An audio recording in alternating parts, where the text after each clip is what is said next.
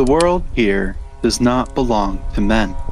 We are merely permitted to walk through it, provided we move with the silence of a shadow. The morning mist clings to the knees of the great oaks, thick and white like the breath of the earth. Overhead, the canopy is a molted ceiling of radiant copper and gold, shimmering in a wind that tastes of the incoming frost. Each step I take is a calculated gamble. The floor of the forest is a carpet of sodden moss and brittle beech mass. To snap a single twig is to announce my hunger to every living thing within a league. I am wrapped in a heavy tunic of checkered wool, dyed with the juice of crushed berries and woad until it matches the shifting grays of the bark. Over my shoulders lies the pelt of a gray wolf, hunted several seasons ago, and the scars from the eventual final fight I still bear. Just one of countless fights for survival. Its weight now is a familiar pressure, pinned at my collar by a singular brooch of hammered bronze. My legs are bound in strips of hide, cross-wrapped tight to keep the brambles from tearing my skin, ending in soft-soled shoes of elk skin that my wife made for me. They are thick enough that they keep out the damp cold of the autumnal forest floor, yet soft that allows me to feel the pulse of the earth beneath my feet as I make each careful, silent step. In my right hand I grip my Phrygia. Its shaft is ash wood, fire-hardened and polished by a combination of years of use and the oils of my palm. The head is a narrow leaf of iron, honed against river stone until it can bite through the thickest boar hide. It is a light, balanced tool of both reach and deadly precision, and it has been in my clan for generations. At my belt hangs a flint striker and a knife of bone, the same one I had crafted for myself for the very first hunt I went on alone. I remember how father had beamed at me that day. I hope not to need them until the blood work begins. The silence is broken by the rhythmic strikes of a woodpecker, a sound like a hammer on a hollow shield. Then the smell hits me. Carried down the wind is the very heavy, musky scent of a stag in rut. I freeze. My breath ghosts in the air, a fleeting spirit. There, past the silvered trunk of a fallen birch, the mist ripples. A shadow shifts, darker than the trees. I sink into a crouch, my muscles coiling like a trapped spring. The forest floor is cold, damp, and smelling of a crisp, sweet rot, but I do not even notice. There is only the heartbeat in my ears and the weight of the iron in my hand. The gods of the great forests are watching. I'm Brandon. And I'm Courtney, and welcome to the Time Travelers Club. Welcome back, everyone. Here we are for season 2 of the show. It felt like for a while we were never going to get here, but it's finally time. We loved exploring Egypt, Rome, and the lands under the warm sun of the ancient Mediterranean. But it's time we moved on. We are leaving behind palms, dunes, and reedy marshes of Egypt, the rolling hills of Greece, and the olive groves of southern Italy. We are heading north now, through Cisalpine Gaul until we meet the Great Wall that separates the little boot of Italy from the rest of Europe. Those regions beyond the looming crags and the snow of the Alps were wilder at this time. A mysterious place full of little understood peoples who, while connected by a similar language and related cultures, were far flung from each other and hardly unified. The ancient land of Germania would continue this way until the late 19th century when the German unification took place. Until that point, the people of this region would sometimes come together, perhaps for conquest or to defend themselves from it, or even perhaps because they were conquered themselves. But until modern times, this had always been a temporary affair. The ancient Romans feared these lands, and while they made attempts to control it, swallow it like it had with so many other cultures, like Cleopatra's precious Egypt, Vercingetorix and his momentarily united Gauls, and the Boudicca's bold and independent Britannic peoples, it was the ancient tribes of northern and eastern Europe who would prove to be their match, a halt to the seemingly unstoppable might of Rome, and one day its peoples would be the ones to conquer them instead. But that is a story for another day. However, this season is not about the grand stories, great figures, or a legendary romance for the ages. Instead, we will be focusing on a particular aspect of this culture and compare how that was treated at two very different times in German history. But we need to get a lay of the land, both literally in its geographic footprint and also a broad idea of some of this shared culture. We know very little about these peoples, though, as little to no written records from their own people survive, and the written sources we do have all tend to come secondhand by people who had very little desire to try and understand or glorify these fierce people, and who also liked to categorize thousands of separate tribes, states, and peoples so they fit neatly into one box. That's right! Rome is still here to give us bitchy commentary and fake news, as always. But thankfully, we have modern archaeology to help us. And thank God for that. I know. uh, so, to the Roman eye, Germania was a land of bristling forests and unhealthy marshes. That's a quote. While modern Germany is a landscape of tidy farms, industrial hubs, and managed woodlots, the Germania of 2 millennia ago, so that's roughly 100 BCE to 400 CE, was a sprawling, untamed wilderness that served as the ultimate frontier for the Roman Empire. The area the Romans would label as Ancient Germania, often called Magna Germania or Greater Germania, was significantly larger than modern-day Germany. It was defined by major river systems rather than the political lines we recognize today. For example, its southern border was marked by the snaking Danube River, Europe's second longest river. It flows for over 2,800 kilometers from the Black Forest through 10 modern countries, including Germany, Austria, Slovakia, Hungary, Croatia, Serbia, Bulgaria, Romania, Moldova, and the Ukraine. Eventually, its journey ends when it empties out into the Black Sea, forming a vital historical, cultural, and economic artery for this section of the continent.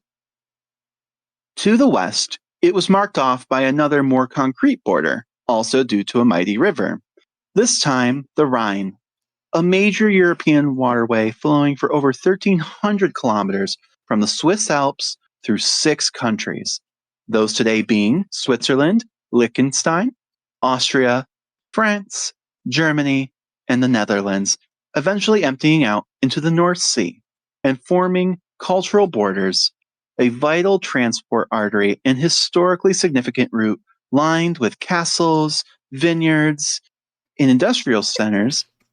It's famously known for its scenic Middle Rhine Gorge. That's where I believe a little Miss Mary Shelley wrote a certain book, or well, she was going through there anyway. So, Indeed, I actually just got that one. yeah. She just no big deal. At 18, she created an entire genre, without even trying, you know. But and as it was also a hub for trade and inspiration in art and literature. To the north stretch the icy waters of the North and Baltic Seas. The Baltic Sea is a large brackish, that means low salinity sea in northern Europe, enclosed by land and connected to the Atlantic via narrow straits, bordered by the modern countries of Norway, Sweden, Denmark, Finland, Russia, Poland, Germany, and the aptly named Baltic states of Estonia, Latvia, and Lithuania.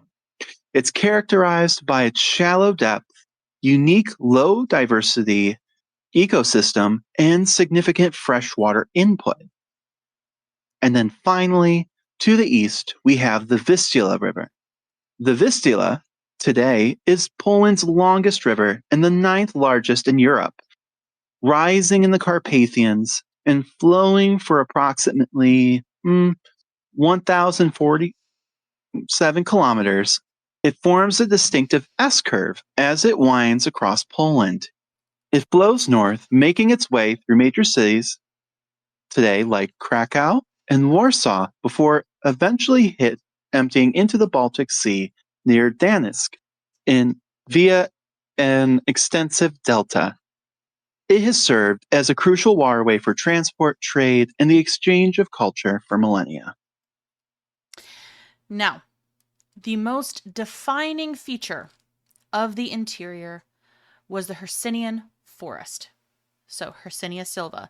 This was not a single park, but a massive ancient canopy that stretched from the Rhine all the way to the Carpathian Mountains. It consisted of gargantuan oaks, European beech, and silver firs. The forest was so dense that Julius Caesar claimed a man could travel through it for 60 days without reaching the end. The ground was rarely flat. It was a labyrinth of steep ridges, like the modern Black Forest and Harz Mountains, and deep, shaded valleys where the sun rarely touched the floor.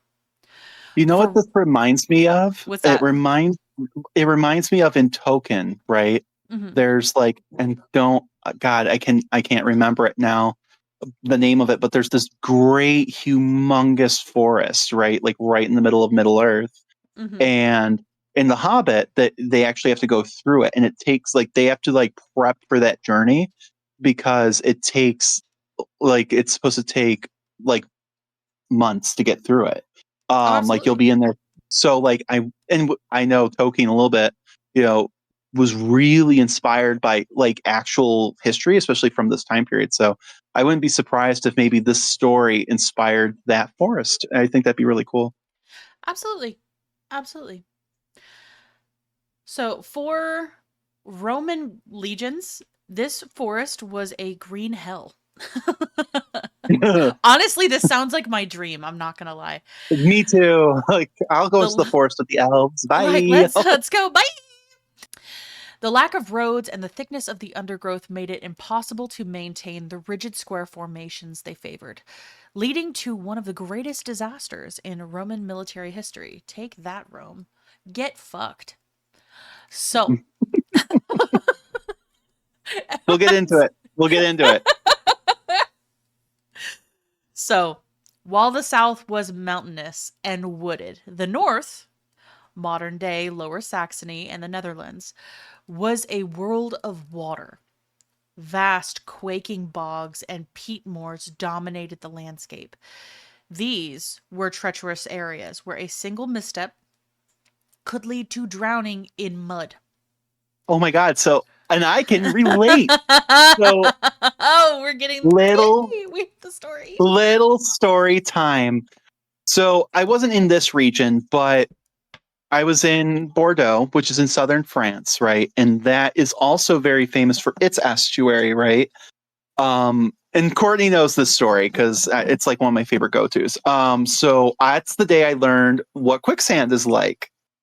And I almost became a bog body, that Oh, day. yay, bug Um, bodies. hmm, so I almost became an exhibit in a museum somewhere. So I was in Bordeaux, and it was part of a class trip, right? And it was the last day, the last couple hours. We had just came back from a place called Saint Emilion. Wonderful, beautiful. And so we had a couple hours to kill before we were going to take the train back to Paris as like a group, right? So I had told my professor, well, she's like our like like I don't know, herder, like shepherd, just keeping us all like on track. And most of these people are kids, right? I'm 30 something years old at that point, so like I'm a grown ass man. So she's a little less worried about me, which was her first mistake. But I told her like, hey, I want to collect water samples for my husband. Like she had known about this beforehand. So I'm like, hey, I'm going to head down to the river since it's such an important place. This river is very unique. It is a freshwater estuary. So it carries a lot of the nutrients from the ocean, but doesn't have the salinity, which is pretty rare, I guess. It's why it has crazy like tides for a river. Like tides aren't super common like that anyway, and like it can go like essentially rise 10 meters a day, right? Put a pin in that might be important for the story. So I'm trying to find a way to get to the river, right? Because it's pretty far down, like in the main part of town. So I'm just following it down, right? And eventually I hit this point where there's this park, right? And then there's this like little wooded area. So I'm like, I hop the fence because that's something I kept doing over there for some reason. And I go You into the wooded area. hooligan. You I absolute know. hooligan. And every time I almost die, but did I learn my lesson? No. So So I mean I the will keep things this in I mind did, when we go on our European adventure. you need a baby leash for me. Like I will definitely just yeet and like jump over things to go look at them, and not in a disrespectful way. I always approach these things with respect, right? I'm not trying to be some crazy tourist. I genuinely want to know more. I want to get up close and personal. I am a historian. I'm not looking to damage anything, but like I just want a chance to get intimate with it, and really, because there's things that I find, like for example, when I hopped a fence up in Normandy, I hopped the fence. I'm exploring this ancient castle, and I go down to the moat, which is now dry. And down there, I find carved into the stone, Cox 19. It was like 1917, Canada, and I'm realizing that moment I'm standing in the spot where someone just like me from North America, far from home, was in a trench fighting for their life. Because I went into town after that and noticed all the bullet holes everywhere from World War One and Two. Like those bullets are still there. That damage is still visible today. So I wouldn't have known that. I wouldn't have had that experience if I hadn't done that. I'm not trying to take anything or vandalize anything or anything like that. And if I had hiked all the way up there, girl, like I wasn't just going to leave because the gate was closed, and so whoop, hop over the fence, make it taller. So sort of similar here. It's this wooded area in Bordeaux, and I go down, and it's like, oh, I'm level with it now, right? So there's this little like, not like I don't know how to describe it. It's just this little like drop off, right? It's like maybe 2-3 feet, and I see grass, and it goes right up to the edge of the water. I'm like, perfect. I can get my sample. I hop down and immediately sink up to my knees. And the more you move, the more you get sucked down.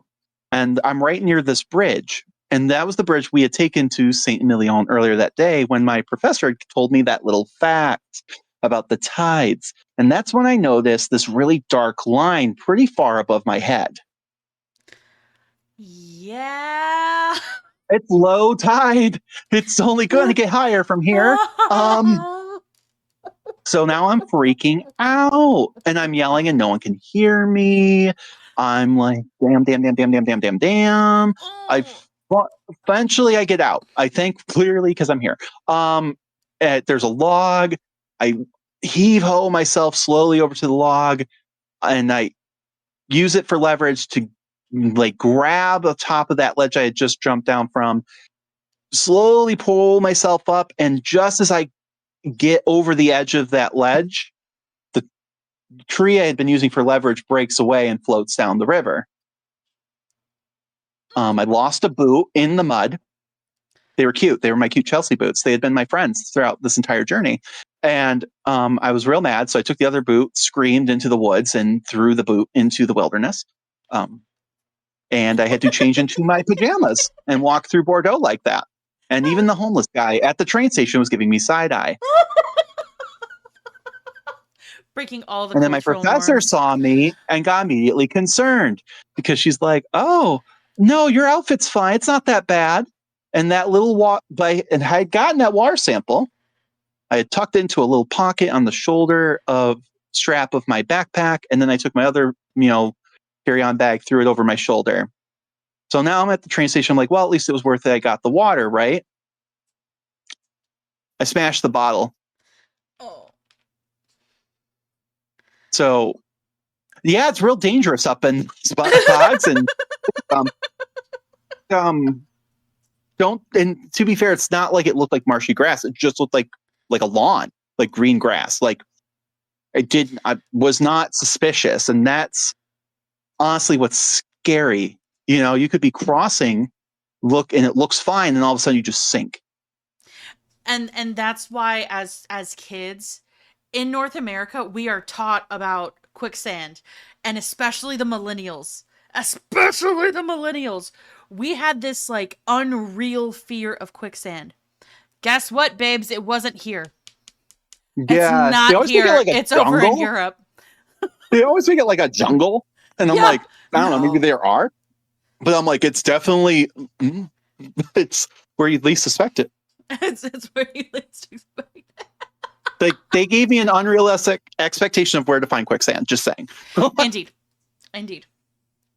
But even the coastline was unstable, right? It was shifting with the tides of the North Sea. Tribes like the Chauki lived on terps, or man-made mounds, to stay above the frequent floods. So, the wildlife of ancient Germania was far more diverse and dangerous than today's European fauna. This was a time when the mighty aurochs still roamed the earth. Now, these things are fucking terrifying, okay? I think they're beautiful, though. They're I would want to gorgeous, but they're ride one. terrifying. I see. This is Brandon's bad danger sense. Brandon wants to go pet it and go ride it. I just want to go on a magical ride, like clinging to its back. Not like a horse, but like just like hugging it, and then Totally. I would die for sure. You would absolutely die. Oh my god. So these were the now extinct wild ancestor of modern cattle, characterized by huge forward curving horns, powerful builds, and distinct coloring. Black bulls with white spinal stripes and reddish brown cows. Standing up to 6 feet tall at the shoulder and weighing a ton. These strong, dangerous bovines roamed Eurasia and North Africa, living in herds. I want to give it a hug even more. I don't know why. It's like, it's so big. He's 6 feet tall to the shoulder. That means we're like eye level. I'd be like, baby, no. Hi, buddy. Let me pet you. I just want a hug. No. So cute. Brandon, I love you, but no. Brandon, I also want get to away pet the lion. from the danger cow. I want the danger kitties and the danger cows. No. Let me pet that cow. I'm gonna pet that dog. Can I pet that dog? Fuck. But yes, they lived in herds and adapting to diverse environments before human hunting and habitat loss led to their extinction in 1627. So these guys have not been gone long, okay? I know. I could have given them a hug. And here's the thing. As a Southern girl, okay? Hi. Texas. What are we known for? Fucking cows. Okay. I was gonna say misogyny and bigotry, but that too. Indeed. Misogyny and bigotry is why I left. But, in the Just want South, to give that in the cow a South, hug. did you know that cows are more dangerous than cars? That's okay. Like, the cows will fucking kill you. They have not forgotten where they came from. Just like The chickens cows have are not forgotten that they are descendants of the fucking dinosaurs, okay? chickens scare Chickens are terrifying. scare chickens scare me more, but the cow, the big old cow, just No. I it seems so remember boring. they're fun, okay? They are fun and they are sweet until they are not. I know. I had a cow. Funny enough, we named it Bessie because, as you do. And the cow would play like the dogs. And it was amazing and I loved it. But at the same time, she played like the dogs. Imagine as she kept growing, I knew her as a calf where she wasn't necessarily full grown. She wasn't tiny, no more. But like, as she was growing, if she continued to play like the dogs, that could have been very, very dangerous because then they don't understand their size. And my brain went to a lap oryx, and like, what a fabulous way to go. Like, it's like those big dogs that don't know they're a lap dog, but it's an oryx. And just, Yes. And I died. All my organs came out of me like a toothpaste. But like, I died. There go my organs. Fuck. Dead. Oh my god. But there is a long history of interaction between hominins and aurochs, with evidence of butchery by Neanderthals and extensive depiction in Upper Paleolithic cave paintings, such as those at Lascaux and Chauvet caves in France. That cough took a lot more out of me than I thought it did. Oh god. So aurochs were independently domesticated in at least two separate events. The Taurine cattle, Bos taurus, in the Fertile Crescent of the Near East around 10,500 years ago, and Zebu cattle, Bos indicus, in the Indus Valley around 9,000 years ago. This process was central to the development of agriculture and human civilization. The animal itself symbolized power, strength, and sexual potency in various ancient cultures. It is depicted on Babylon's Ishtar Gate and mentioned in the Nibelungenlied and Julius Caesar's Commentary de Bello Gallico. Their large horns were often used as hunting trophies or drinking horns. Mighty elk would have also been seen wandering the forest. So large members of the deer family, known for their impressive antlers on males and the dark, shaggy neck manes and prominent light-colored rump patches, with coats changing from reddish-brown in summer to tan-gray in the winter. They have very thick bodies, slender legs, and stand about 4.5 to 5 feet tall at the shoulder, with the males weighing significantly more and vocalizing with loud bugles, especially during mating season. Calves are born spotted for camouflage and lose spots by summer's end. So, Roman writers mistakenly believed that they had no joints in their legs and had to sleep leaning against trees. You know what? I forgive some ignorance, because when you're looking at something like that and you're just like, that's big, I'm going to stay over here. But also kind of proves that these Roman writers were definitely aristocracy, because I feel like if you're hunting this damn thing, you damn well know it's got joints in its legs, Like, Because you're look at the way watching they it leap. run. Yeah, like the way they leap and run, like, duh. But like, these dumbass... Oh, well, duh, yeah. So, however, there were still some of the most wild places on Earth at this time. The forests were thick with gray wolves, brown bears, and Eurasian lynx, which made travel between settlements incredibly hazardous. So, Romans, whose records are, unfortunately, some of the only primary sources we have, describe the climate as bitter. And it was indeed generally colder and wetter than today. The winters were long, with rivers like the Rhine freezing thick enough to support the weight of entire armies crossing on foot. Summer, on the other hand, was short and prone to violent thunderstorms that turned the dirt tracks into impassable mires. Yay, more quicksand. Woohoo! But so, and like that, like right there, like that kind of proves, right, what we're working with here and what we mean by that bias, right? Because they're just in one word, the climate is bitter. Okay. I mean, it can be, but like it's also beautiful and things like that. And like I could understand words like harsh and things like that, but this is already the big, just in that one word, just talking about climate, othering, right? Mm-hmm. And I think we're going to get into it, but like there's a lot of these connotations, right, of racism and you stuff from the Romans about like Thracians, Gauls, Germans, right? Like that those people are better in the cold. Like that they're dumb, but they're physically hardier than the Romans, right?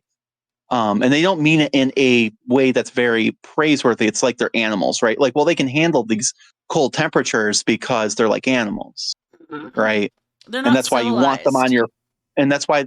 on your plantation because they're just better in those climates. They can If it handle the sounds hard labor. familiar, if it sounds familiar, let us know. Oh, Mm-hmm. absolutely.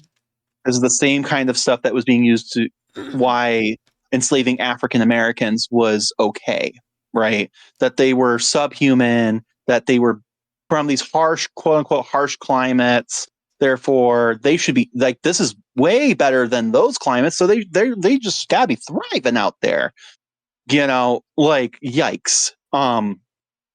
So like it's tale is all this time. It's like, but it's ironic that those same people that were treated this way by the Romans would go on to treat other people like that. It's unfortunately sad and vicious.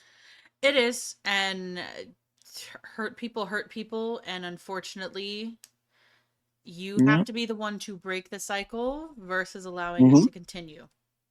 Yep. And there were people back then who thought those things were wrong. Mm-hmm. You know, um, you know, whole and not just like a couple, like whole communities of people. Whether you're talking about, for example, like the Quakers and stuff like that, were kind of one of the big notorious groups. Asterisks because I'm sure there were bad people amongst them too, but like where they were really, you know, abolitionist against slavery, right? Um, and then you go all the way back to even Roman stuff where people would go to these latifundia and go like, these are fucked up places that no one deserves to be at. You know, but the rich out their voices outweighed it and also censorship, right? So we might get someone who got to get through the lines, but we don't know if that was just like a minority opinion or if that maybe there were a lot of people who thought that. Who knows?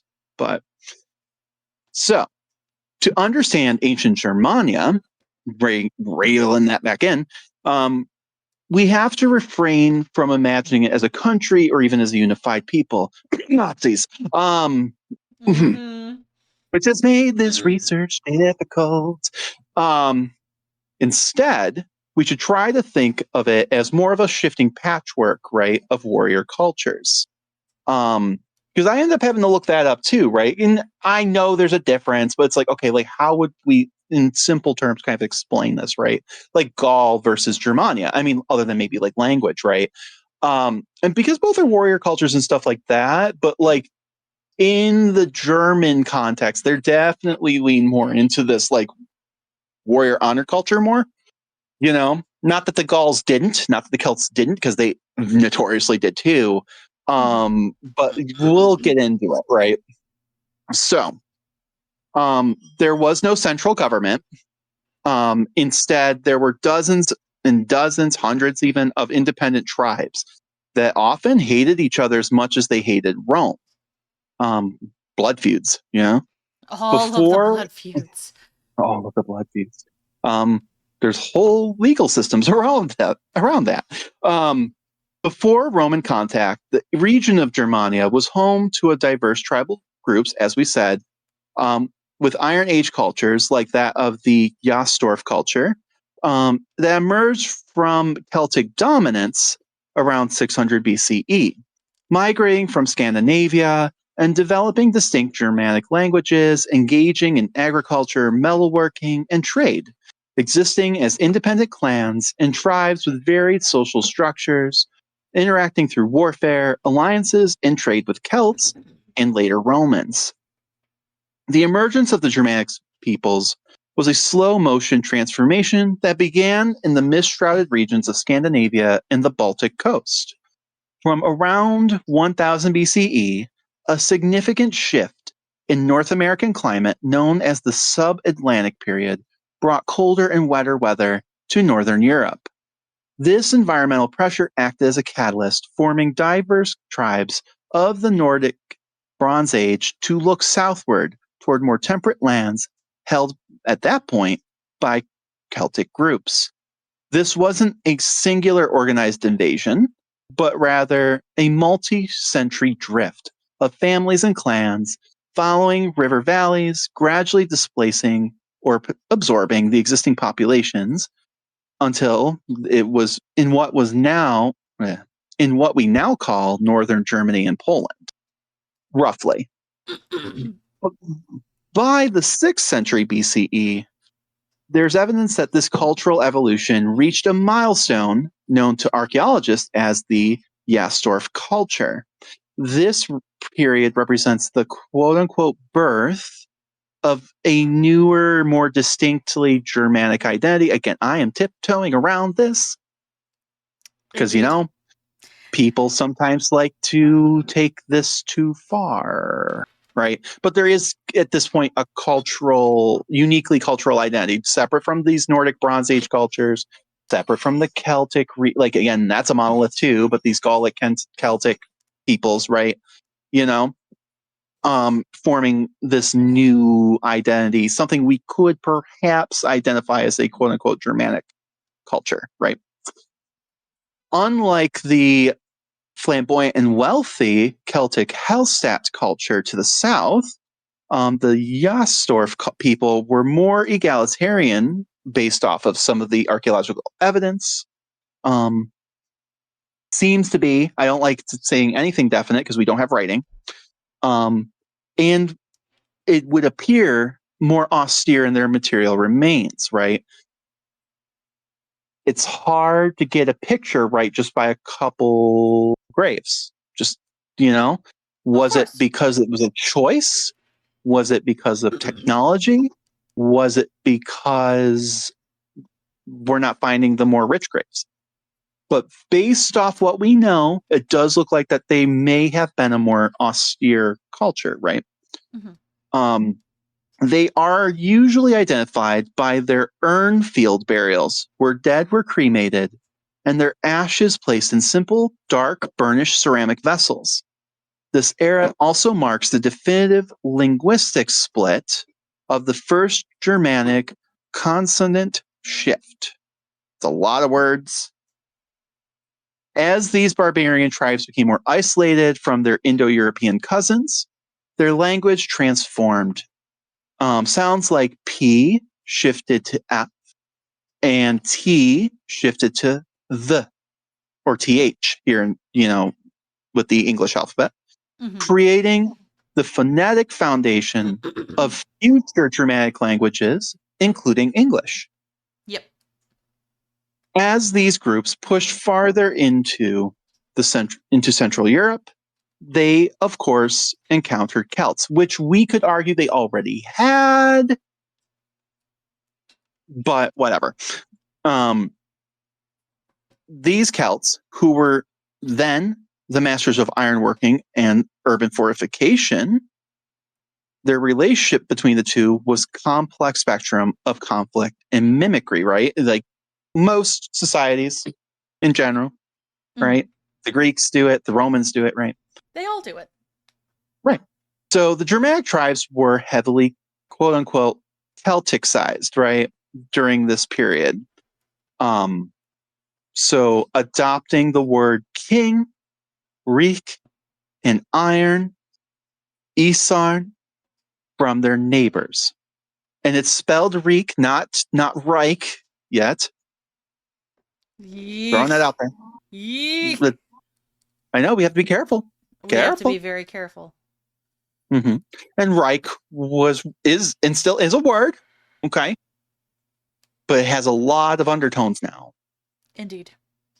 So, in many regions, the border between a German and a Celt burial was sorry. In many regions, the border between German and Celt settlements was blurry. Tribes lived in hybrid zones where they might speak a Germanic dialect, but wear Celtic style jewelry and use Celtic farming techniques, right?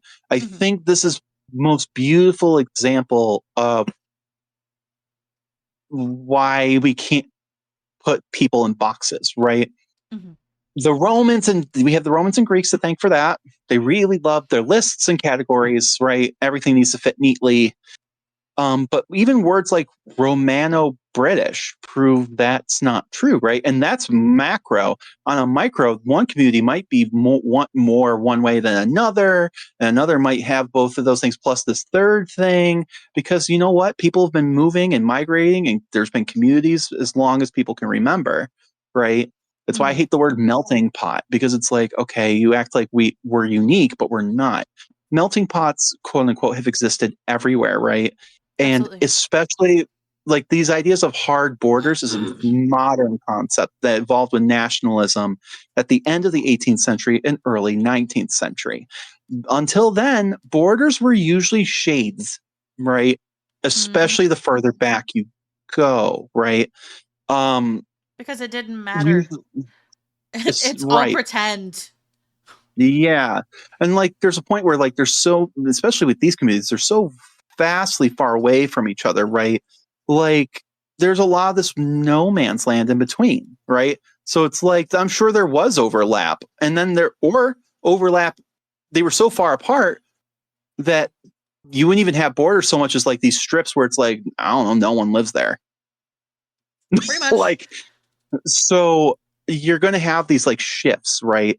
And so that's why like we sometimes have trouble of like I think visually like okay, when I see pictures of quote unquote ancient Germans and ancient Celts, they kind of look the same. They kind of did. They have similar needs, they got similar ideas from each other. They multiple times come together and separate and come back together as we're already seeing. So it's a more complex history, and that's why it's almost more accurate to try and go tribe by tribe rather than try and make these one big monolith. But we have to speak generally, unfortunately, due to the nature of this podcast. So, Yes. but that's why I'm telling you this, because this is just to keep you in mind, right? Mm-hmm. We have some things that we can use as like generally speaking, but there's always exceptions to the rule. Anyway, so these hybrid zones where they might speak a German dialect, like I was saying, but wear Celtic jewelry and we're using Celtic farming techniques, they the more de- eventually, the more decentralized and aggressive Germanic culture, social culture, my God, I cannot talk.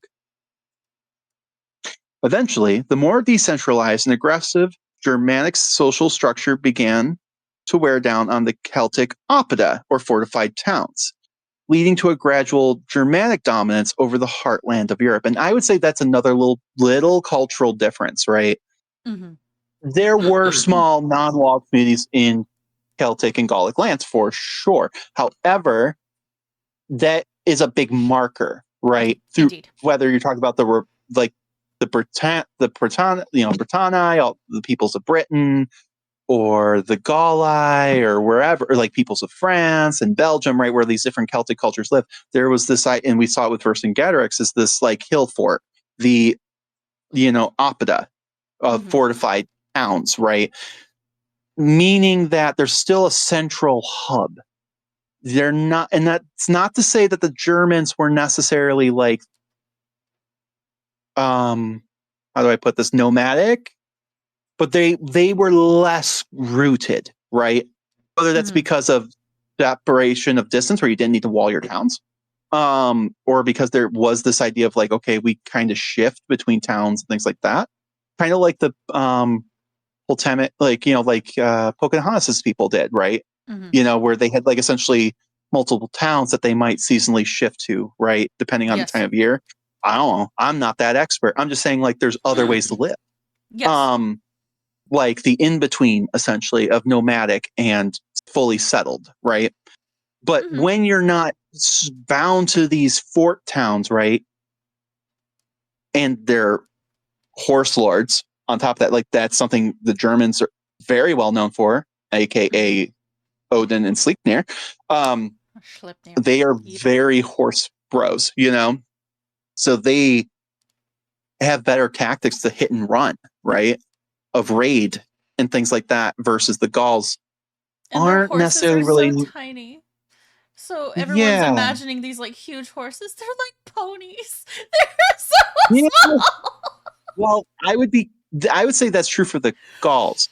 For Mm-hmm. the Germanic people, they're not Arabian beautiful slender horses. No, These, God no. they are bulky. I would not mess around with them either. Mm-mm. Because they are known for being fierce, war horses. Maybe not quite to the same level as today would have been, but like definitely not just ponies. You know what I'm No, no, saying? They no, are no. bulky. I'm saying But no, it's pony. for Like I'm okay. yeah. For No, I know what reference. you mean. For No, reference. I know.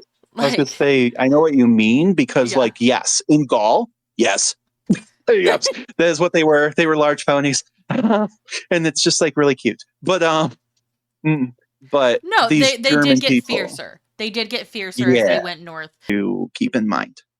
Always. Okay, we went on a tangent. Well, Tangent well, over. Okay. So, the social fabric of these early people was woven around the Sipi, or the extended kin group. Your identity was entirely dependent on your bloodline.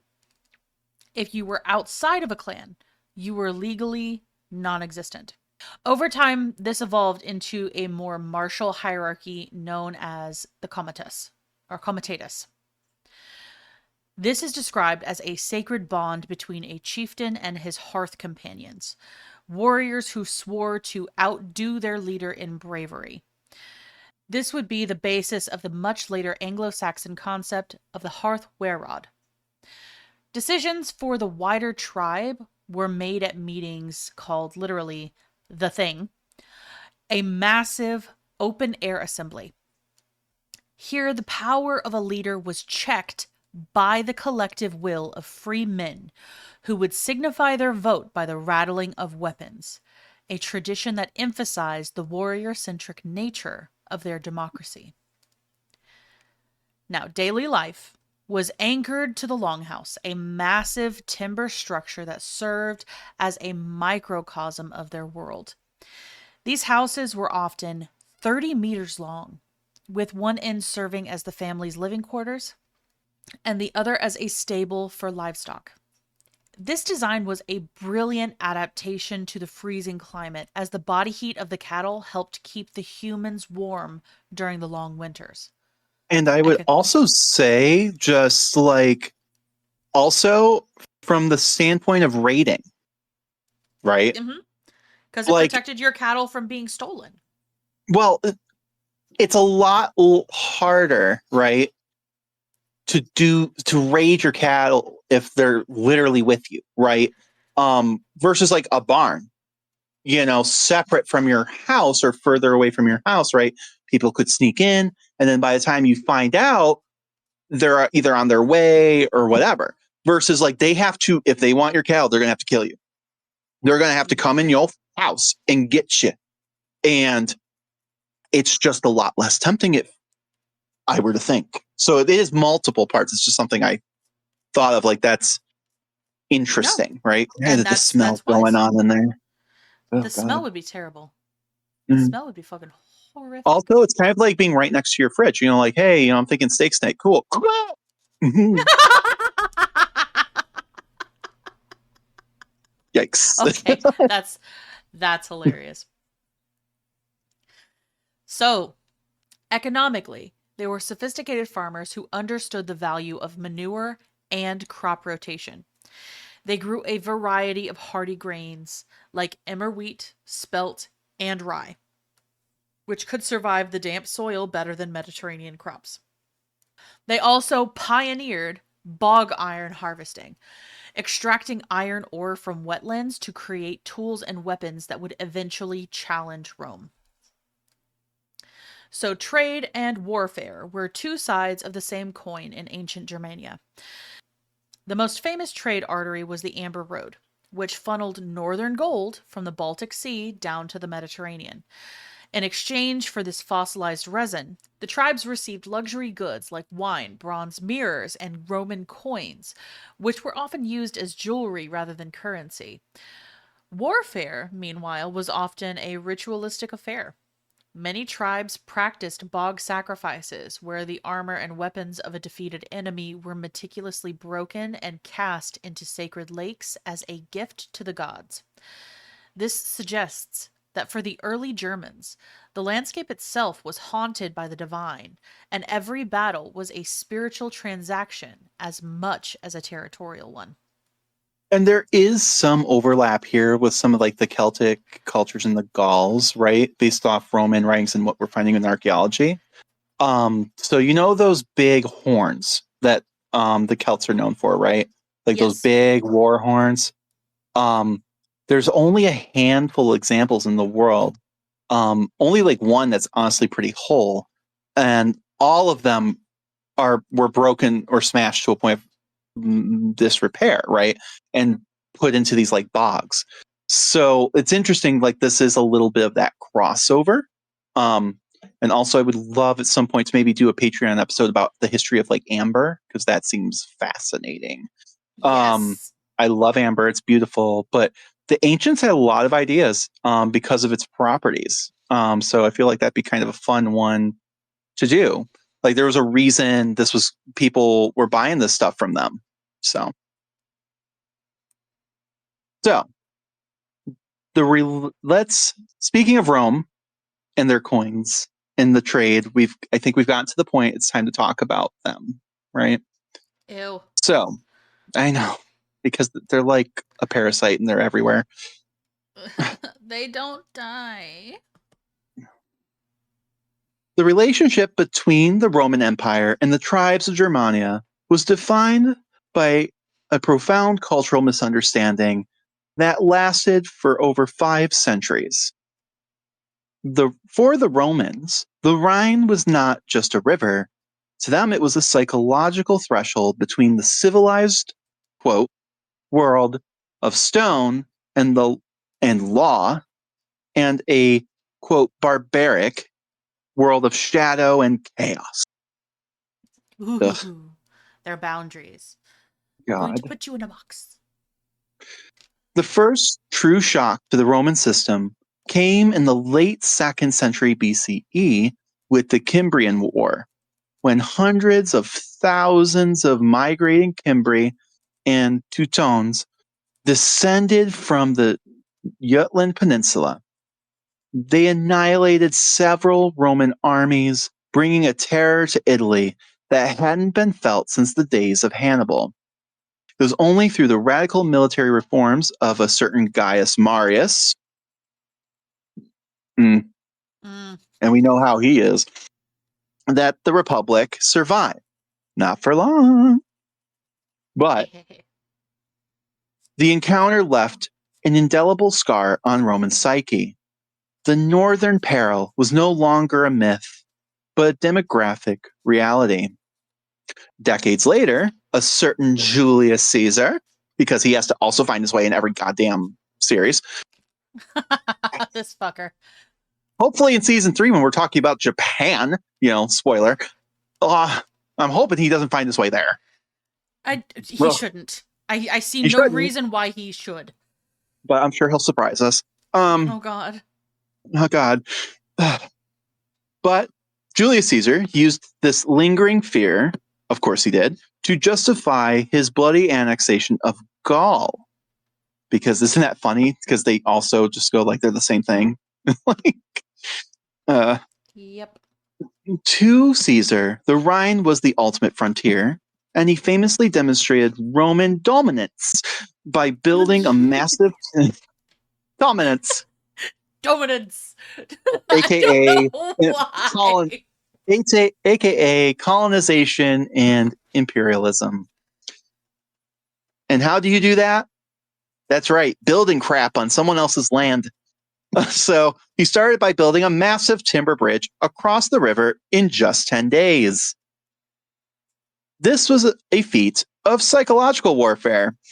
He didn't cross to conquer, but to show that the Roman engineers could conquer that environment the Germanic tribes relied on for protection. He marched across casually, burned a few villages, as you do, to make a point, just, as you do, and then dismantled the bridge behind him, effectively telling the tribes that the Rhine was the only barrier for them, but not for Rome. And he's back. Under the first emperor, Augustus, aka Octavian, aka that twerp, That little twerp. the strategy shifted from mere deterrence to total provincial absorption because it's Octavian. The goal was to move the Roman border from the Rhine all the way to the Elbe River, essentially turning the heart of Germania into a Roman province. This task was spearheaded by the emperor's stepsons, Drusus and Tiberius. Drusus was described as a visionary commander who understood that Germania could only be conquered through its waterways.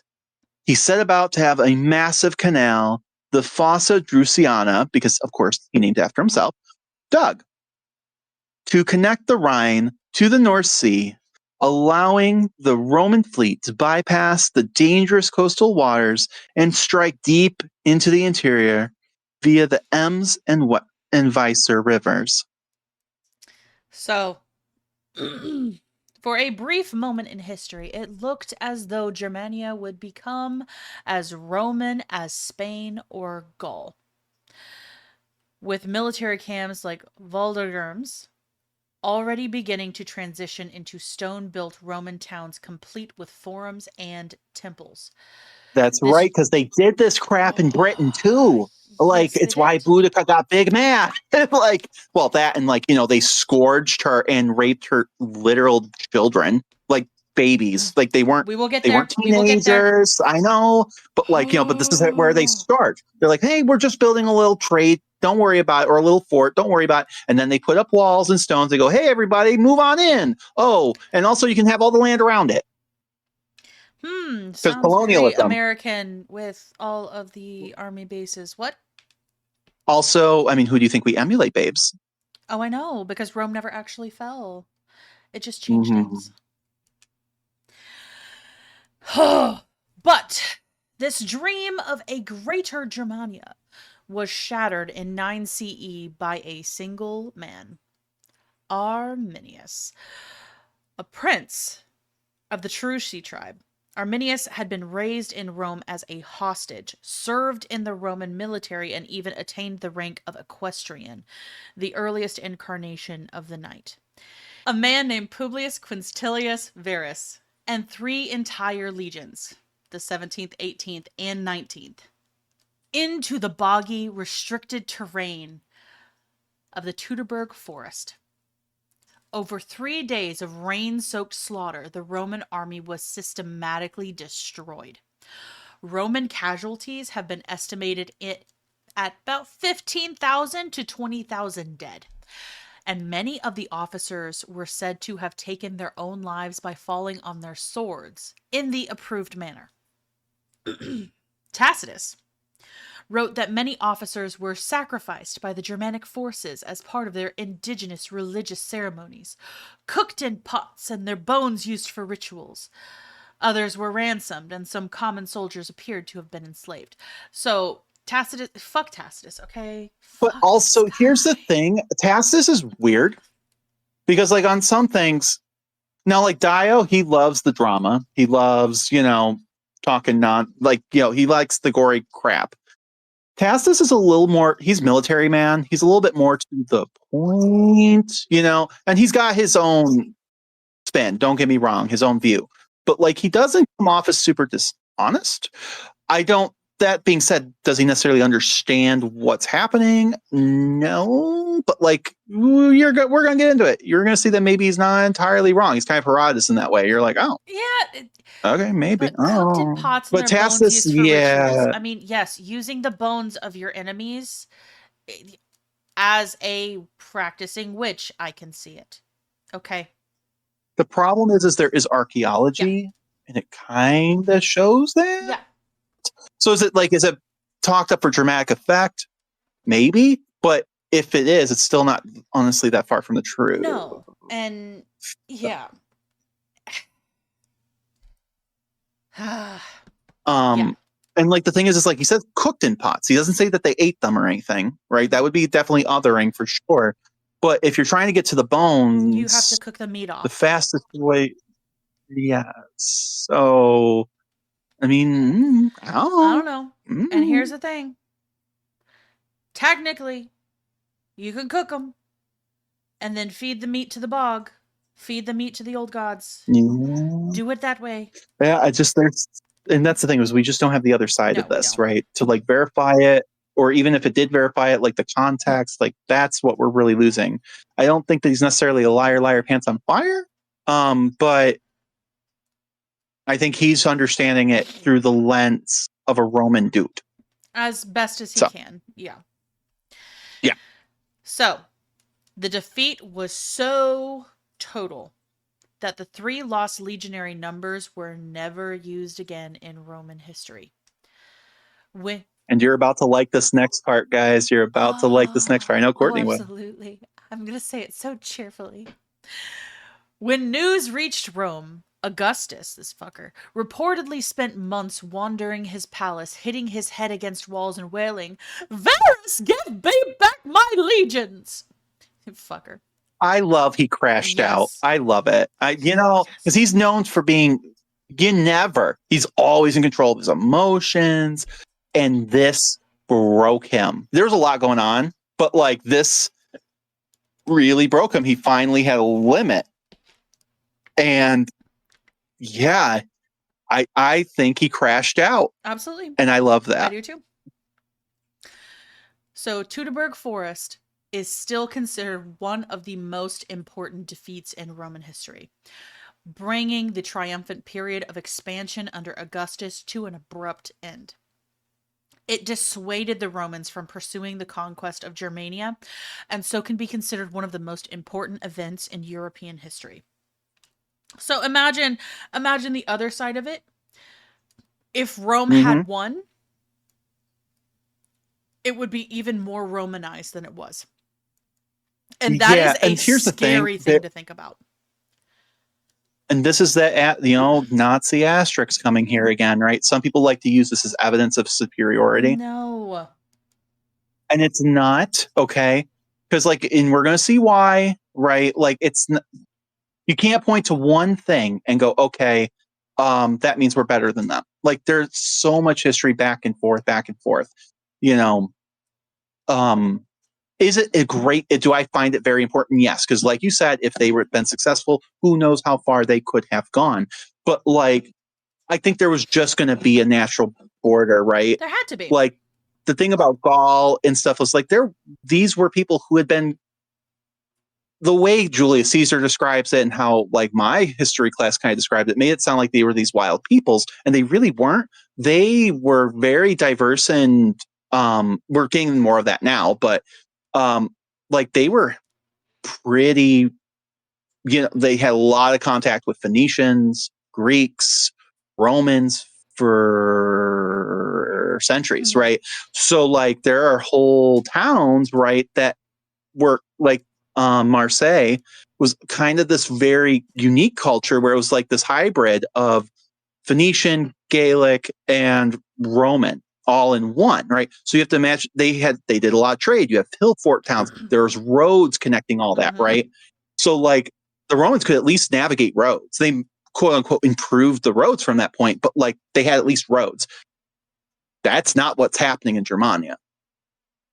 Like that's why they were scared shitless because they can't keep formation. They don't have roads that can get supplies easy in and out or where they can back in and out from. They were all super confident because those roads led up to the Rhine. And then whoopsie daisy, once you get past the Rhine, you thought was this is your only geographic stronghold. Yeah.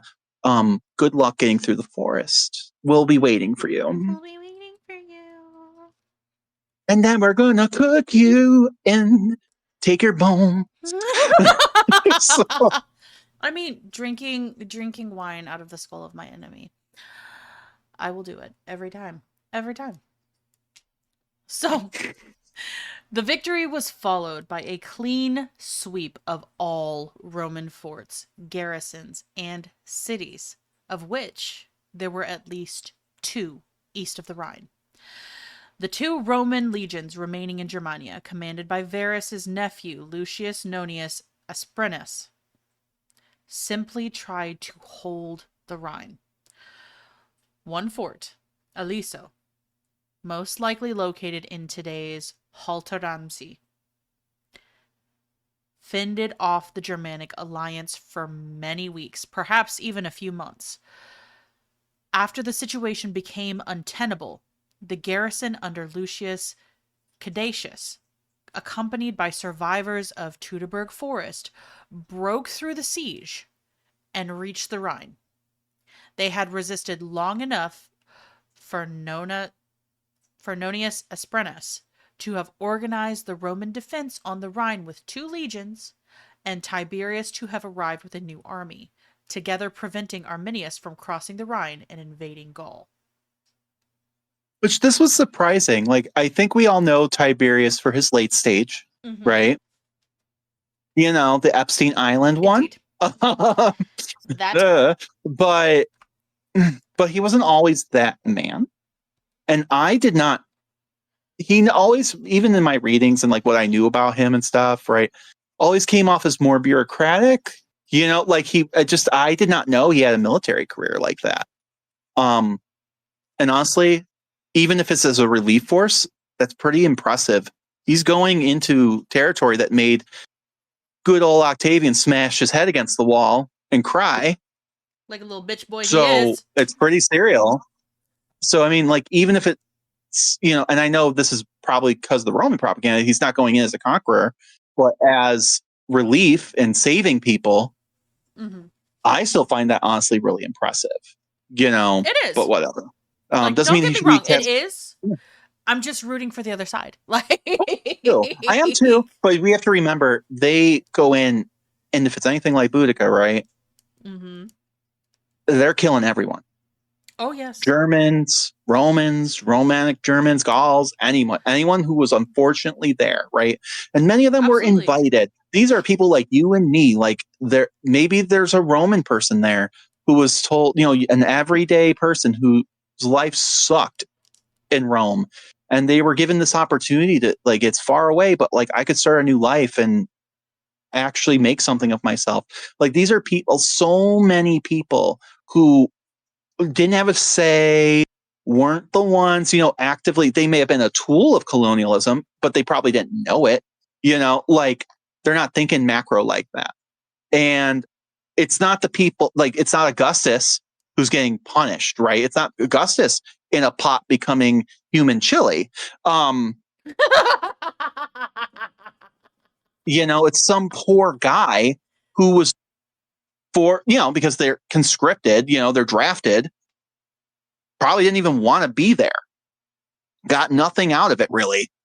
And even if he gets paid, it's not like he had choice. you know. Um, and he's the one in the human chili, so I agree. But also it's not that the Germans are this like, coming in, they're like, hey, we're not going to kill anybody. We're just after that. No, no, you need to get rid of the colonizer, burn it, Yep. all of it, gone. And Sounds I like a get template. why, but no one's a hero here. No, and you can't be a hero if you are leading a revolution. You cannot be a hero if you are Mm-hmm. ridding yourself of an infection. Right. Here's the thing. Unfortunately, In the medicine. infection is also children, women, the Yes. old, people who Yes. don't have a choice. And it's sad. It was more of my point of just saying, like, hey, because there's people who glorify all of these things, right? Both sides of it. Absolutely. And Neither there side will should be be. glorified. I'm, and I, the big bad is definitely Rome. Okay. Like the Roman aristocracy, Augustus, of course. They are less bad than the people who are just trying to keep hold of their lands and then like their culture and shit, for Of sure. course. Um, but like, it's nothing is sanitary, right? And I think that's the point we here make. And that's Yep. why it's important to talk about this, because it's a narrative that people to this day still try to use. And it's destructive and it shouldn't be used that way. Yes, I Mm-hmm. do agree.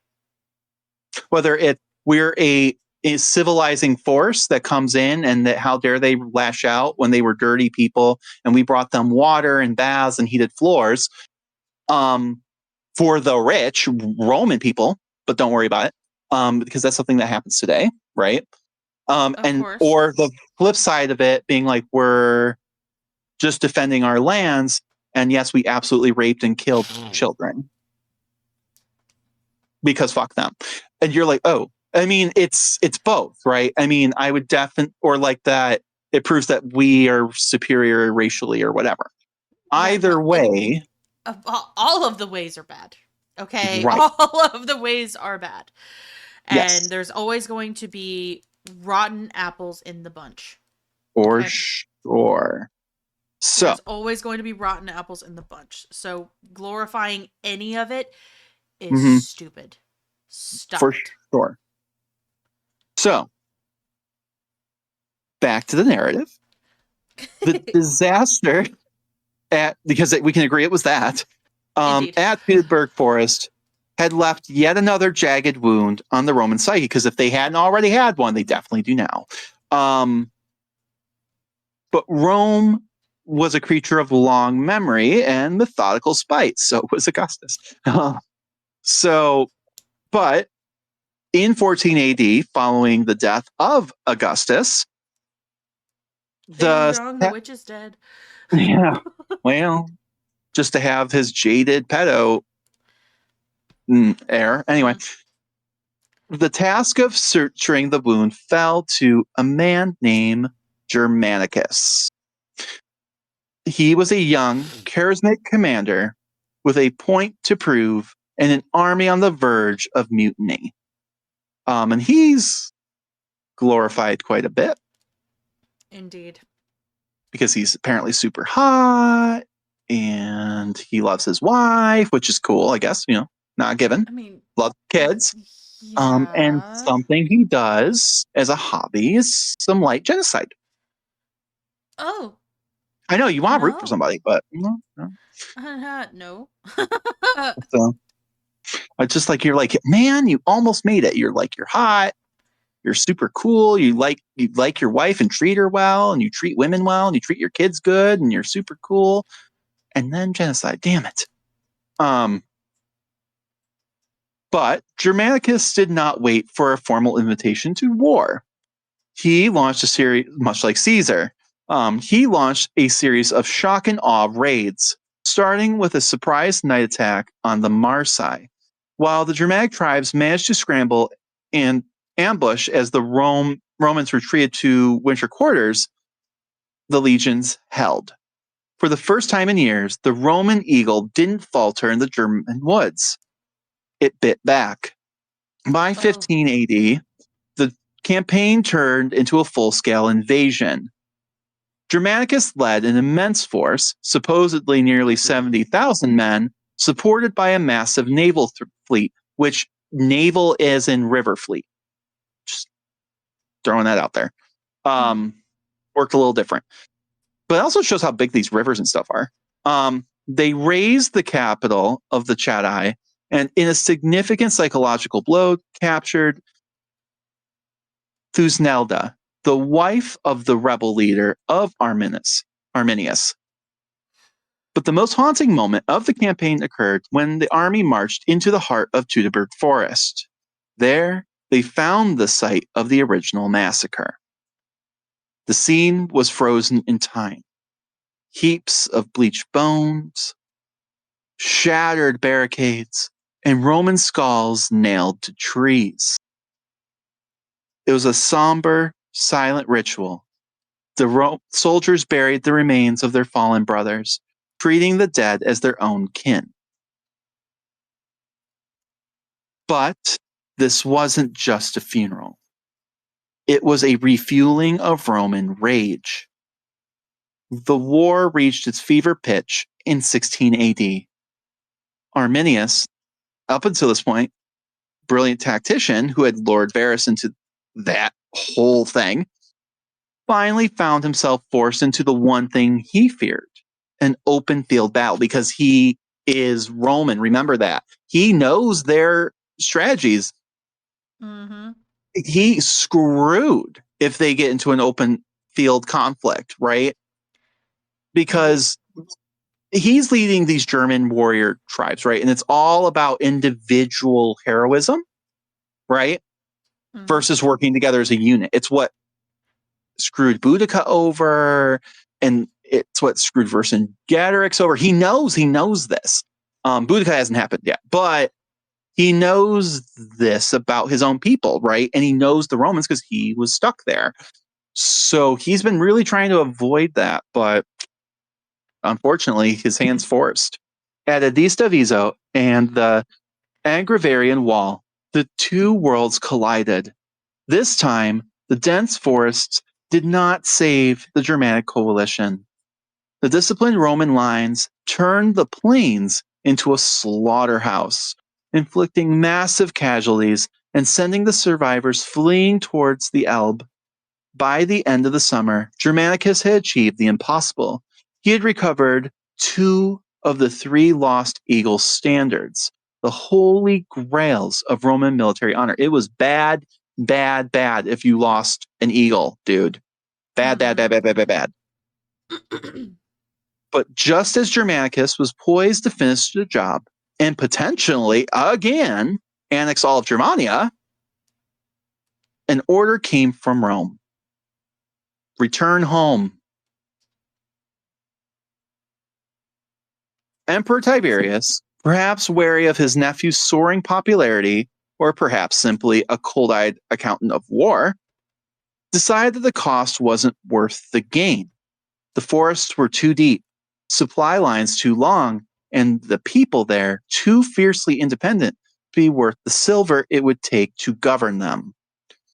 Germanicus returned to a hero's triumph, but the, quote, conquest of Germania ended there.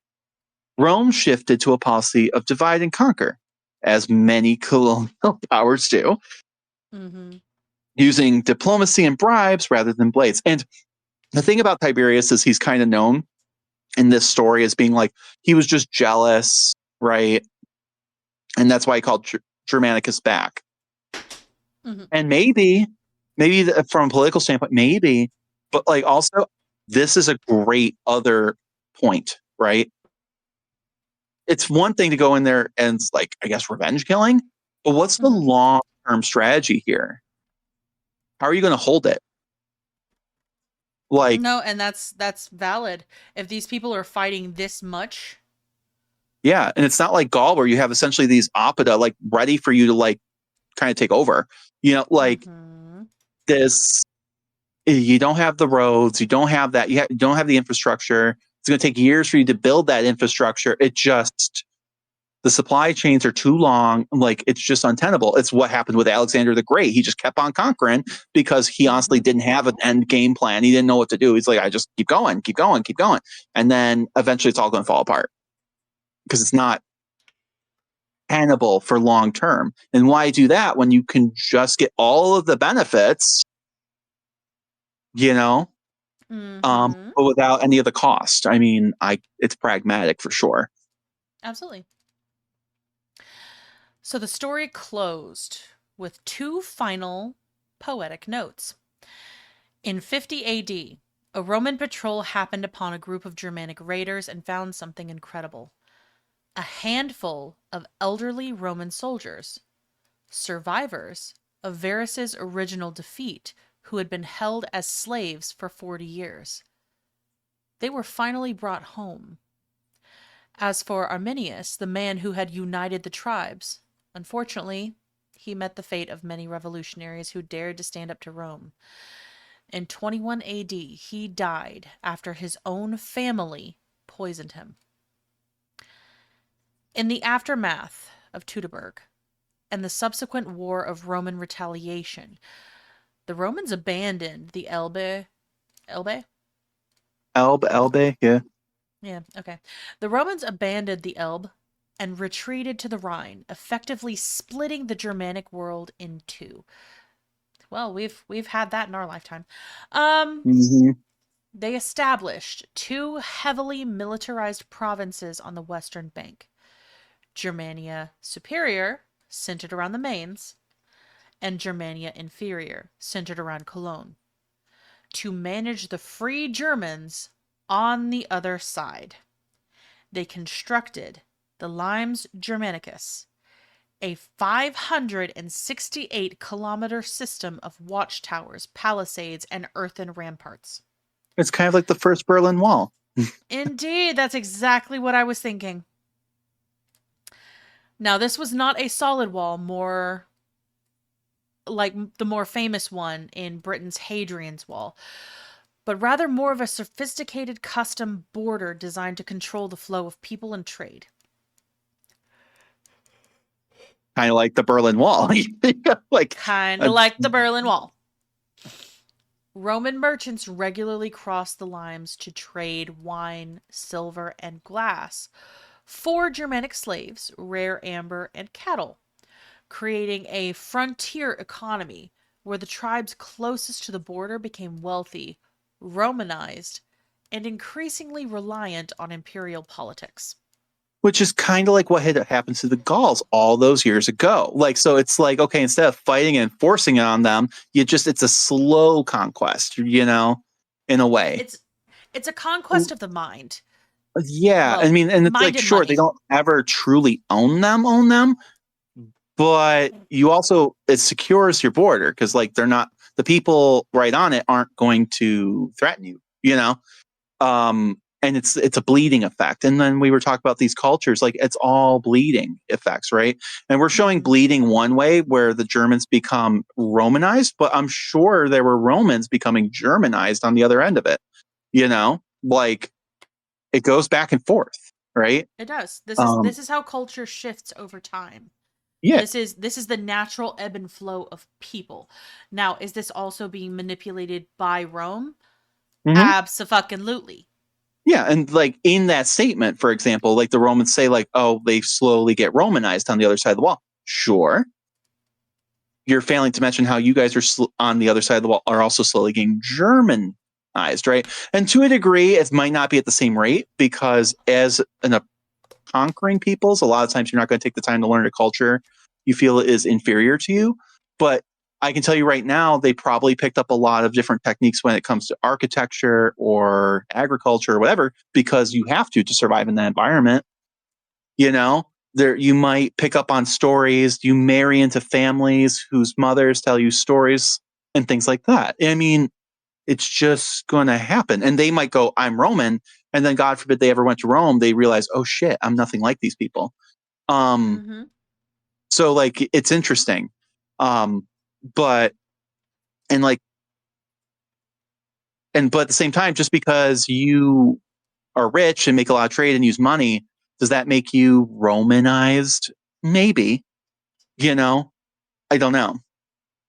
So, anyway, by the 2nd century CE, the border had stabilized into a tense but profitable stalemate.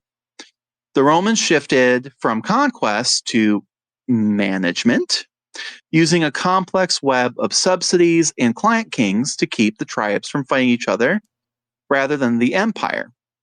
So, like, have them fight each other. Don't look at what's going on over here, South America. Um, Yep. However, Africa, this policy inadvertently created the very threat the Middle East. Sorry, I keep got a little something in my throat. However, this policy inadvertently created the very threat it sought to prevent. Because of course it did. Mm-hmm. By funneling wealth and military training to these allies, the Romans helped the small, fragmented clans evolve into massive tribal confederations like the Alemanni and the Franks. These super tribes were no longer content with raiding.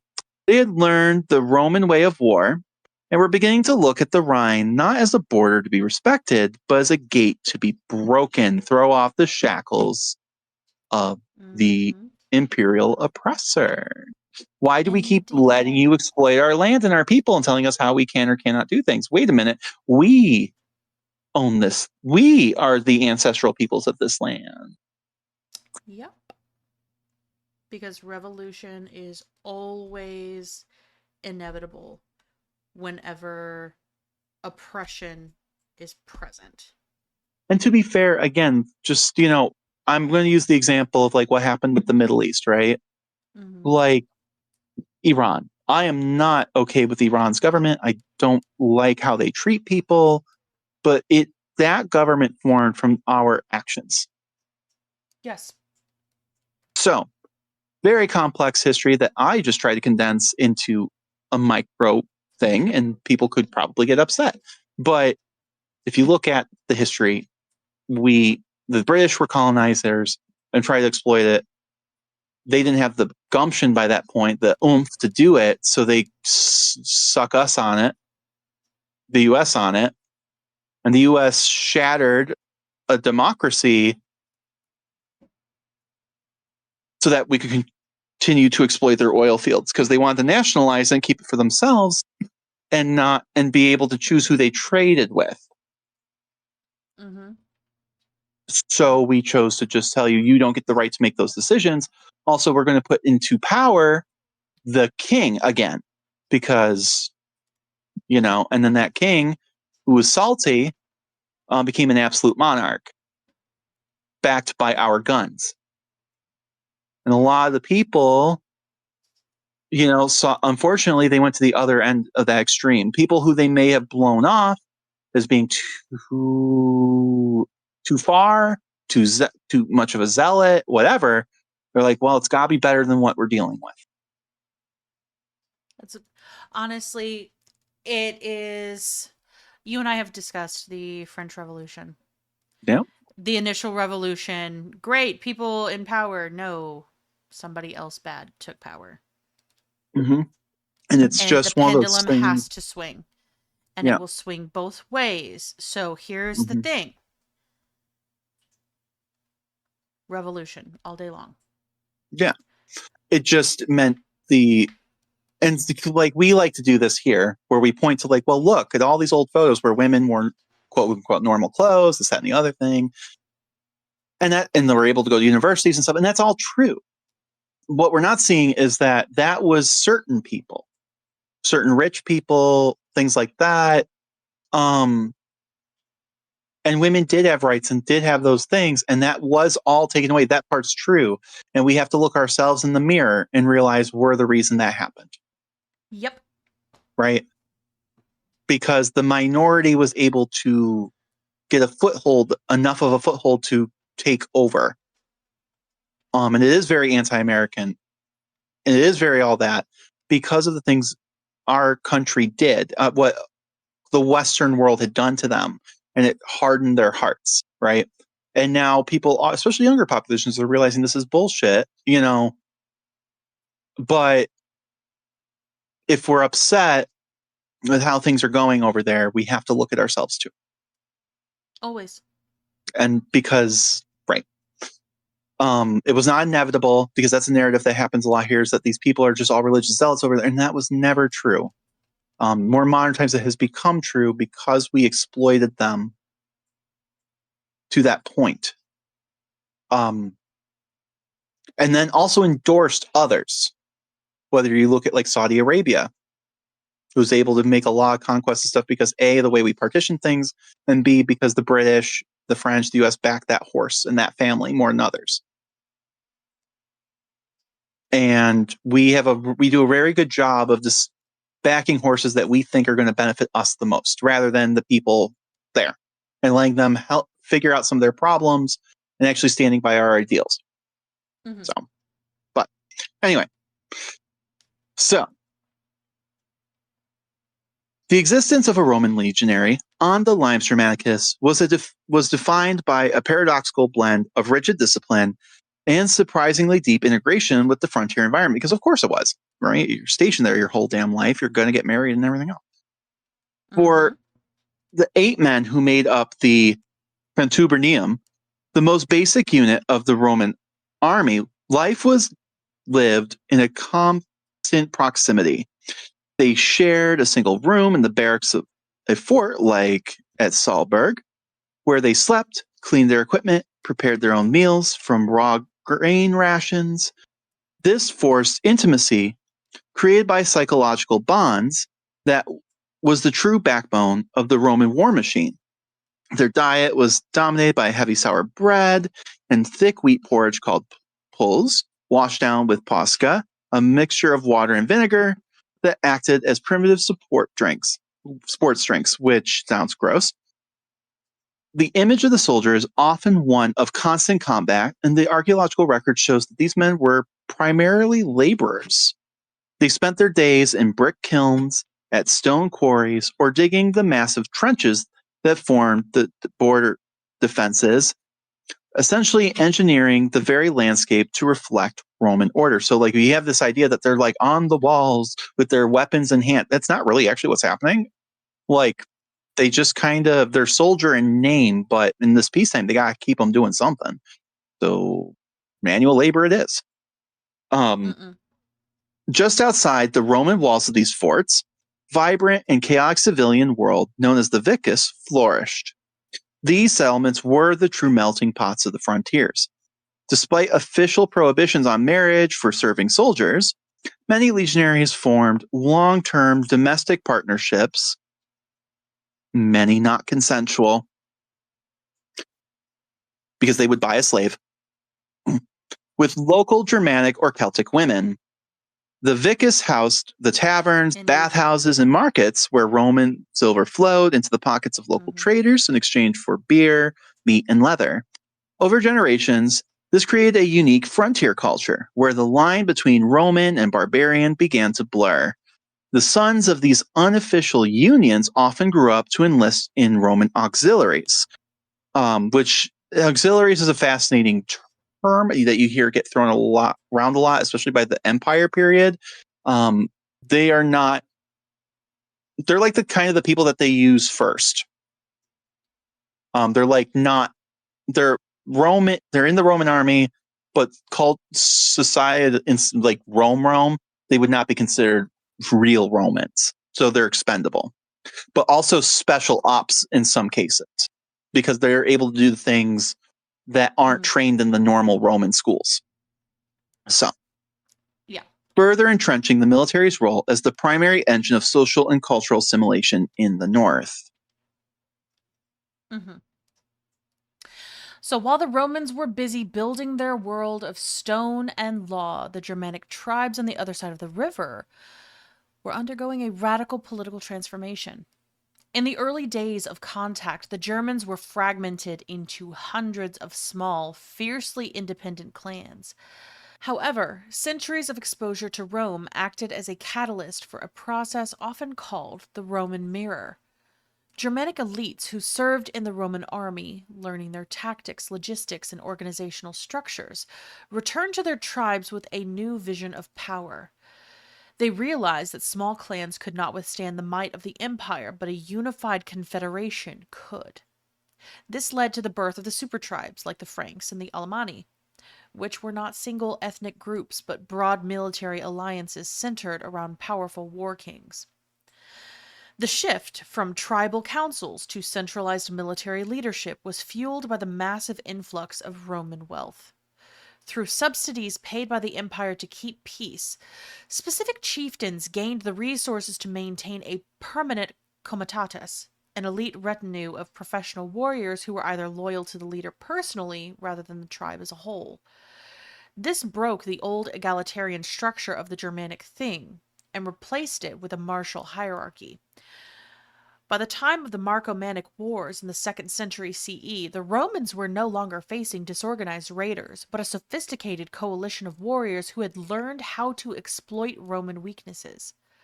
These confederations were effectively states in waiting, and as climate shifts and the arrival of the Huns from the east began to exert pressure, they were uniquely positioned to not just raid the empire, but to eventually replace its administration entirely.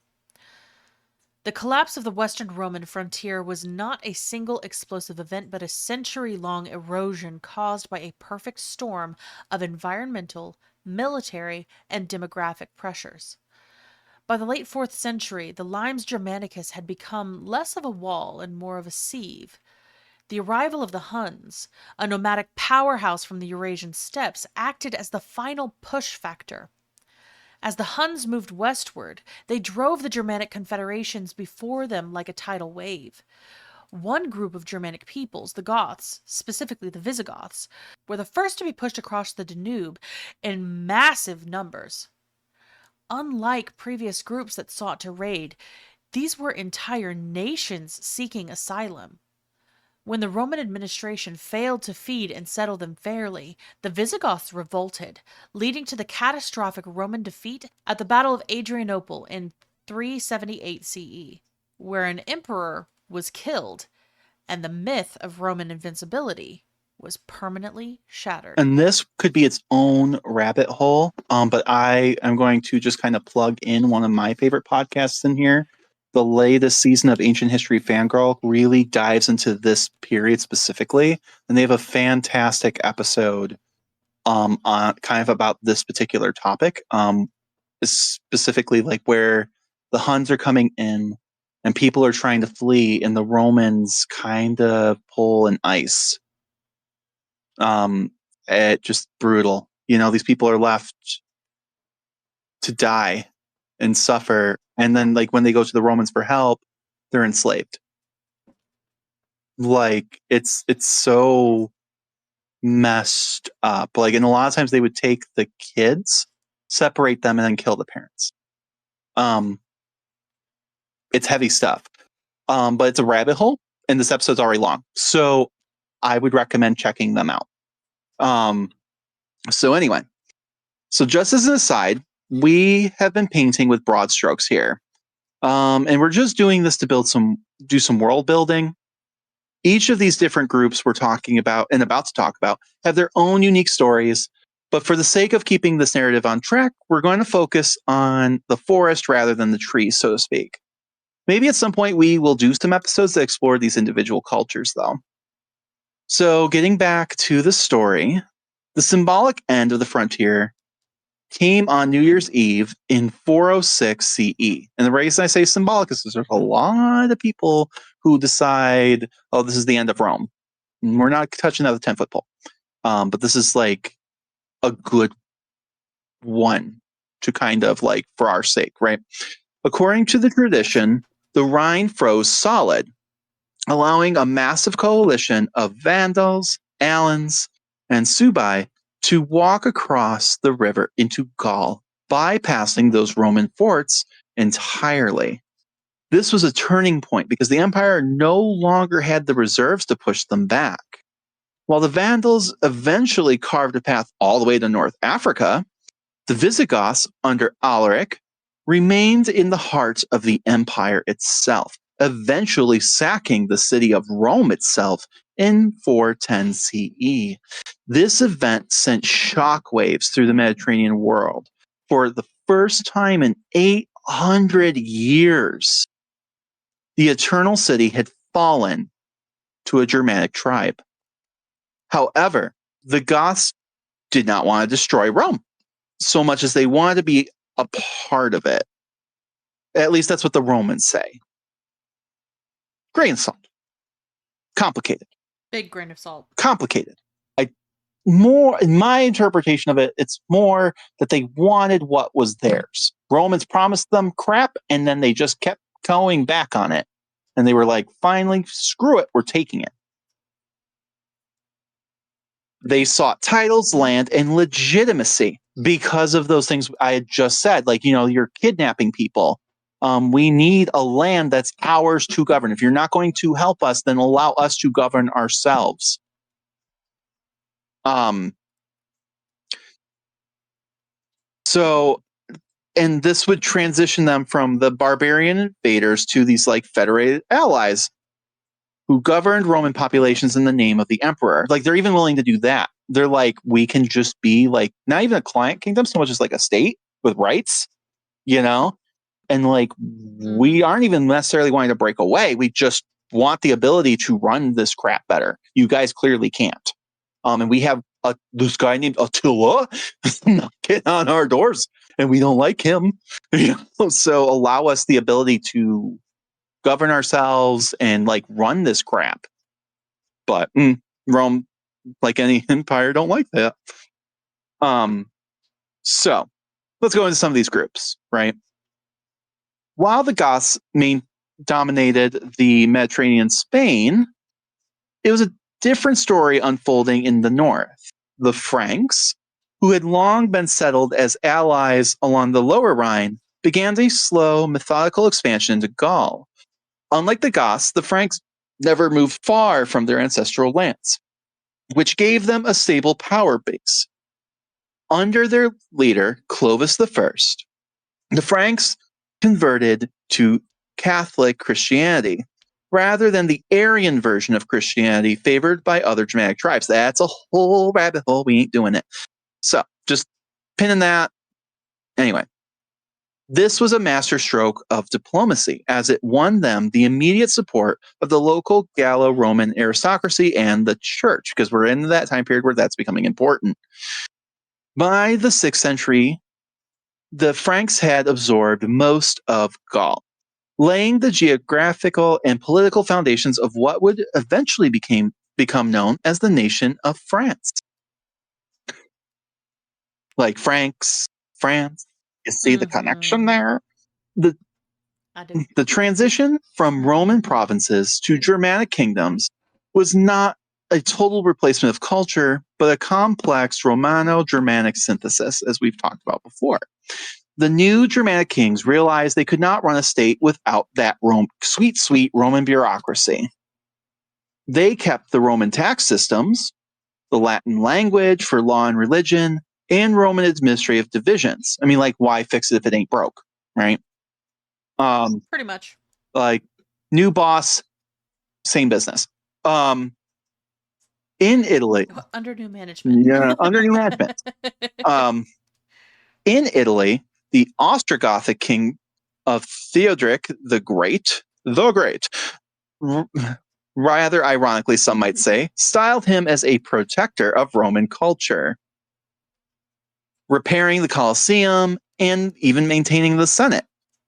In the fields of Germania, the old longhouses also began to evolve into early manorial estates of the Middle Ages. The warrior culture of the Germanic comitatus merged with the remnants of Roman land ownership to create the early seeds of feudalism. By the time the Western Roman Empire officially ended, quote, at the end of 476 CE, the Germanic tribes were no longer the outsiders peering through the trees of the Hercynian Forest. They were the new landed elite.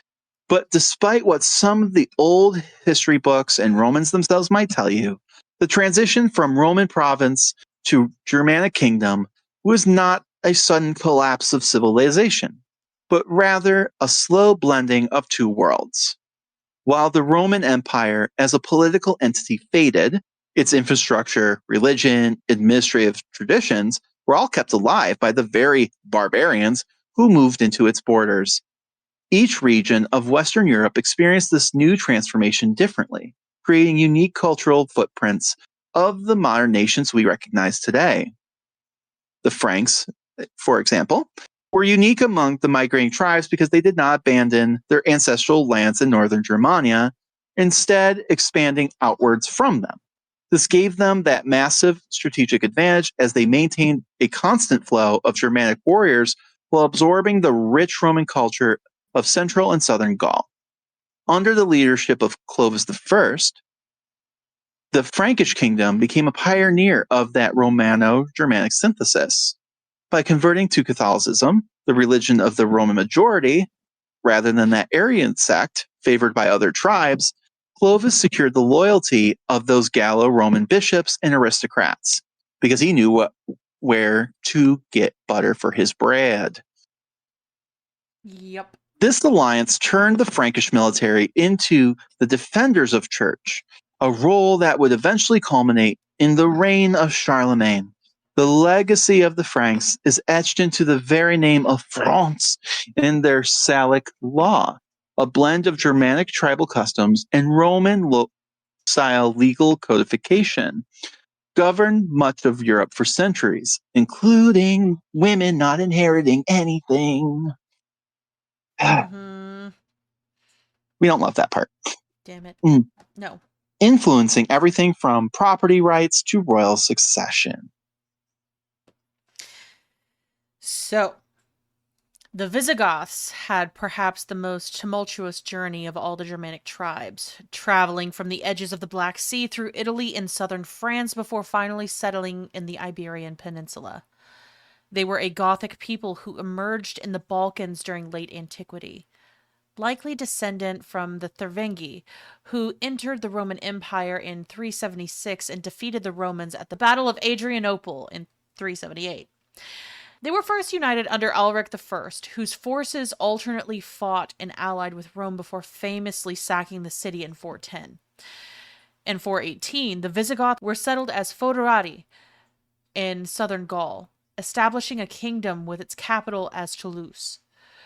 From there, they expanded into Hispania, displacing the Suebi and Vandals. Defeated by the Franks under Clovis I at the Battle of Vouillé, ended Visigothic rule in Gaul. But the kingdom consolidated in Spain and Portugal, where it endured for 2 centuries. In Spain, they established a sophisticated kingdom centered in Toledo. Unlike the Franks, who blended into the population quickly, the Visigoths initially remained a distinct warrior caste. The Visigoths are also remembered for their cultural and religious transformation of Iberia. Under King Richard I, they converted from Arian Christianity into Nicene Christianity at the Third Council of Toledo in 589, integrating with their Hispano-Roman subjects and strengthening royal legitimacy. However, they were ardent admirers of Roman law because who wouldn't be? Look at all those laws and codes. They produced the Liber Iudicorium, the Visigothic Code, which was one of the most advanced legal systems of the early Middle Ages. This legal code remained influential in Iberian law until the late Middle Ages. Their Visigothic code abolished legal distinctions between Goths and Romans, creating a common identity as Hispani. This meant the code applied to both Romans and Goths equally. The kingdom also fostered churches and artistic treasures, such as the treasure of Guarazar. Ultimately, in 711, Funny. The gas I'm station. sorry, that's always going to be funny. The Visigothic king, it's the gas station.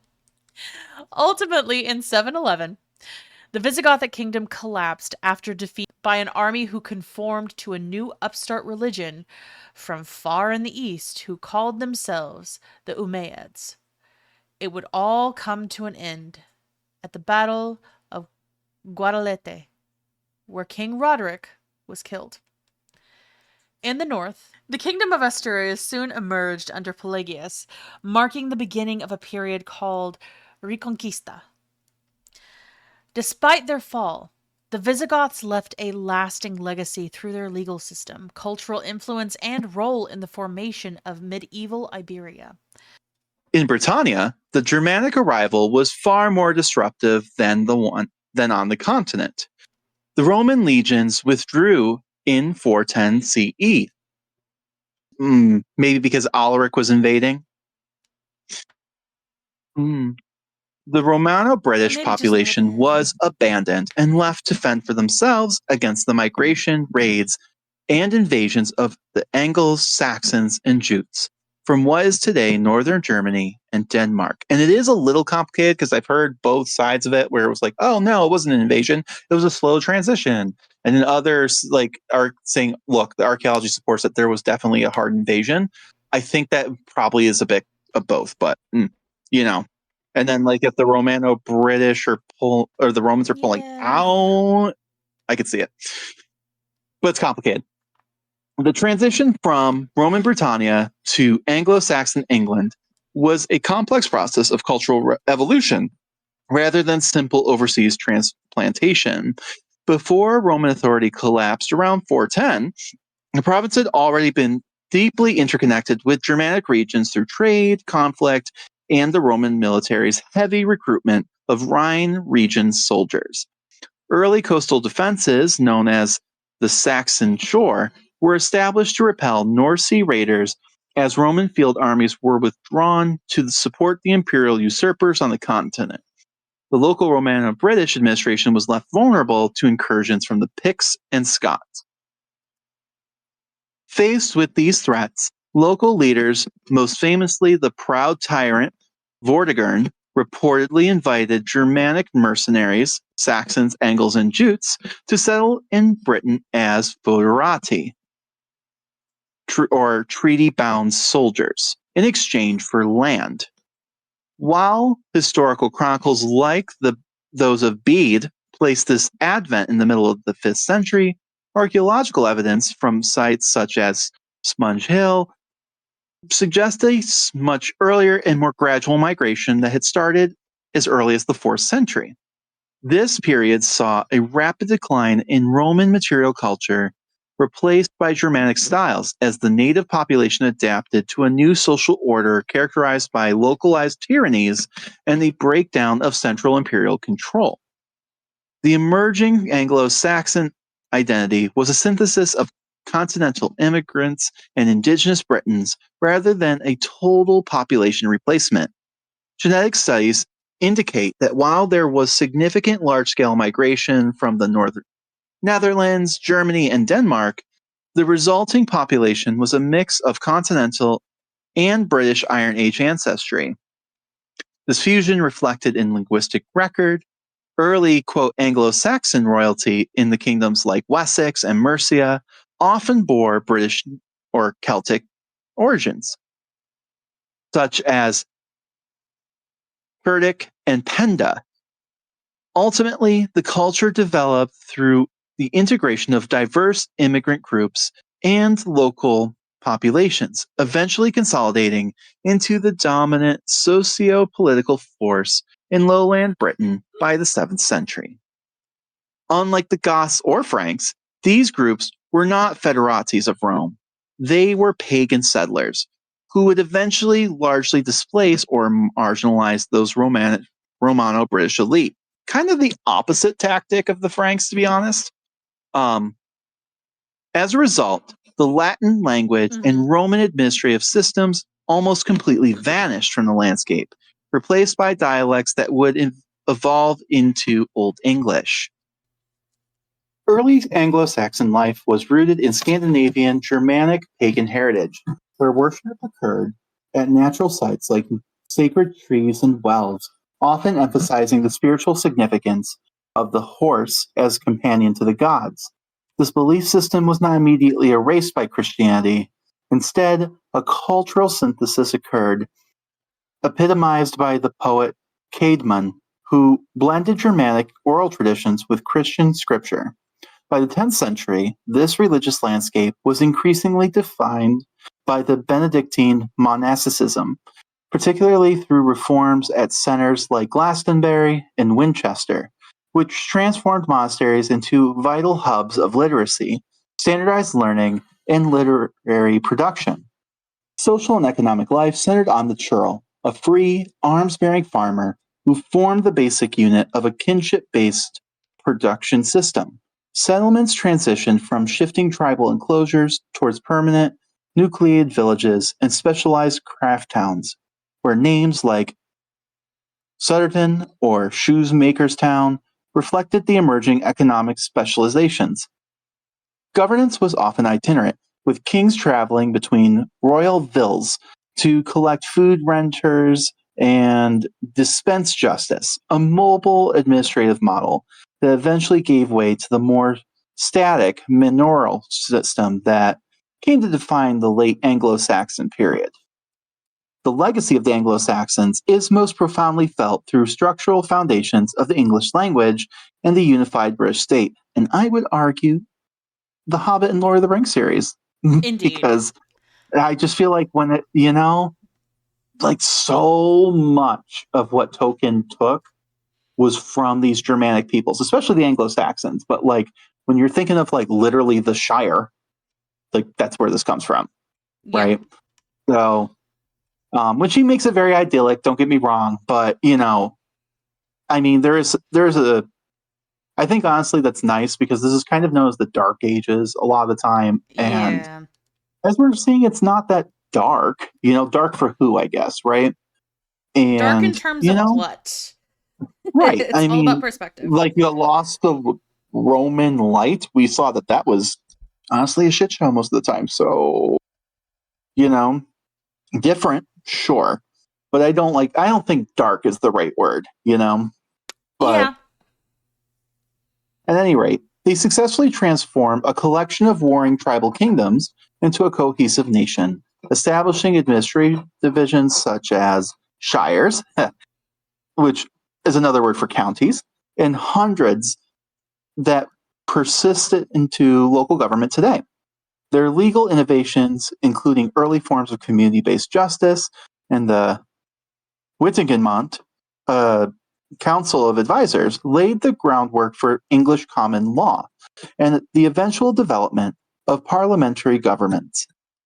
Furthermore, the Anglo-Saxon era birthed a resilient literary tradition that transitioned from oral epics like Beowulf to sophisticated vernacular prose, ensuring that the Germanic core of English identity remained intact despite the subsequent Norman conquest. Those dirty German Frenchmen that they were. I know. Isn't that so weird, right? Because I mean, the Normans were themselves Vikings, Mm-hmm. which is a descendant of these Germanic peoples, right? If maybe the ancestor, yeah, it's up in the air with that.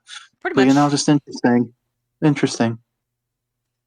And then even the Franks, Yep. No, it's interesting. it's amazing how people branch off and then it's like they come home. It's like they go Yeah, away and they come back and they go away and they come back. They're like waves. yeah, and I think that the big difference too is like I don't know. It's like you almost get this like weird intersection of like between the Anglo Saxons and the Scandinavians at this point. It's like who's the more original of the Does Germanic peoples, I guess, right? does it And matter? it doesn't matter, but it's interesting, it like in the sense of these are topics people talk about today, right? Mm-hmm. And I feel like Beowulf was always attributed, like when I was in high school and stuff, to like these Germanic epics, Mm-hmm. and yet it was written in Anglo-Saxon England, Mm-hmm. you know, and when they were firmly Christian. So it's just very interesting to me, you know, there's this argument going on today, and I would say like side by side, yeah, the cultures are very different, but it goes to pose more to like they came from a original root culture, Mm-hmm. and on each side, I think some kept certain parts of that culture and got rid of others. Right. Oh, of The course. Anglo-Saxons kind of kept this like the way they do war, the honor codes and things like that, and like you like literally mark off the field and like, the Yeah. Hearthwerod and all that, right? But Mm-hmm. then I think that Almost it treating war seems like a like game. yeah, but then like the Scandinavians only, oh, I think kept more of the magic part of it. Yeah. The and again, like this is me as not a professional in this field at all, just kind of speculating, right? It just Mm-hmm. seems interesting. It's almost like you've got these two groups that like they're very different than their ancestor, but both of them like to claim, oh, we're the most like that ancestor, right? It's But both. It's both yeah, because humanity is not necessarily just something that you can organize. We are all very complex individuals, and societies are even more complex than that. You have people that are jack of hmm all trades, master of none. You have people that are specialists. You have people that are generalists. Like you're going to have that. You're going hmm to have that mix and match. And neither one is yeah, incorrect in that they hmm are a callback, but at the same time, oh, we are the best or we are the only, that is the incorrect point. correct. Or the original, the most original, and it's like Yeah. like most to the origin, not original as I stand out, but origin, like the root of it, right? But Mm-hmm. so speaking of that, though, from the names of our weekdays, so like Wednesday for Woden to fundamental principles of our legal systems, their influence remains a cornerstone of modern Western societies, at least the ones, you know, impacted by Britain. Yeah. And so, lastly, the story of Italy, the homeland of Rome itself, was one of two successive Germanic waves. First came the Ostrogoths under Theodoric the Great, who attempted to create a dual state. Theodoric was a Romanized Germanic king who lived in a palace in Ravenna, dressed in purple and maintained the Roman state, using his Goths only as a military shield to protect the Roman population. However, this delicate balance was destroyed by the Byzantine Wars, leaving the doors open for the Lombards. The Lombards were less Romanized and even more aggressive, settling in the north and central regions. They had previously settled in the Middle Danube in the 5th century, near what is now Austria, Slovenia, and Hungary. Their previous homeland was in the north, near present day Hamburg. Roman era historians in the 1st and 2nd centuries AD mention the Lombards as one of the Suebian peoples and report them having living on the lower Elbe already in the early 1st century. Their legacy is preserved in the name of the Lombardy region and in a distinct architectural style known as the Lombard Romanesque, characterized by thick walls and intricate stone carvings. They also left a lasting mark on Italian law and in the northern Italian dialects, which contain hundreds of words of Germanic origin related to land and warfare. Now, there are no contemporary accounts of the Lombards in the 3rd or 4th century, or for most of the 5th century, which is when they reappear near the Danube River far to the south. Legendary accounts of the Lombard migration are found in several early medieval texts, the oldest being the Regio Gentis Langobardorium, origin of the Lombard people. The Lombard king Audwin defeated the Gepid leader, Thurisind, in 551 or 552 AD, and Audwin's successor, Albuin, eventually destroyed the remaining Gepids in 567 AD. The Lombards have settled further south in Pannonia in modern-day Hungary.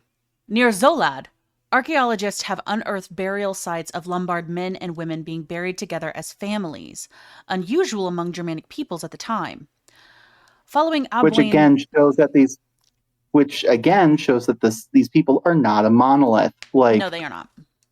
it's like, oh, it's unusual for German people. Like, yeah, but again, that's what the idea that they're this like unified thing. They're not. No, they It's good for have their so culture. many different things going on.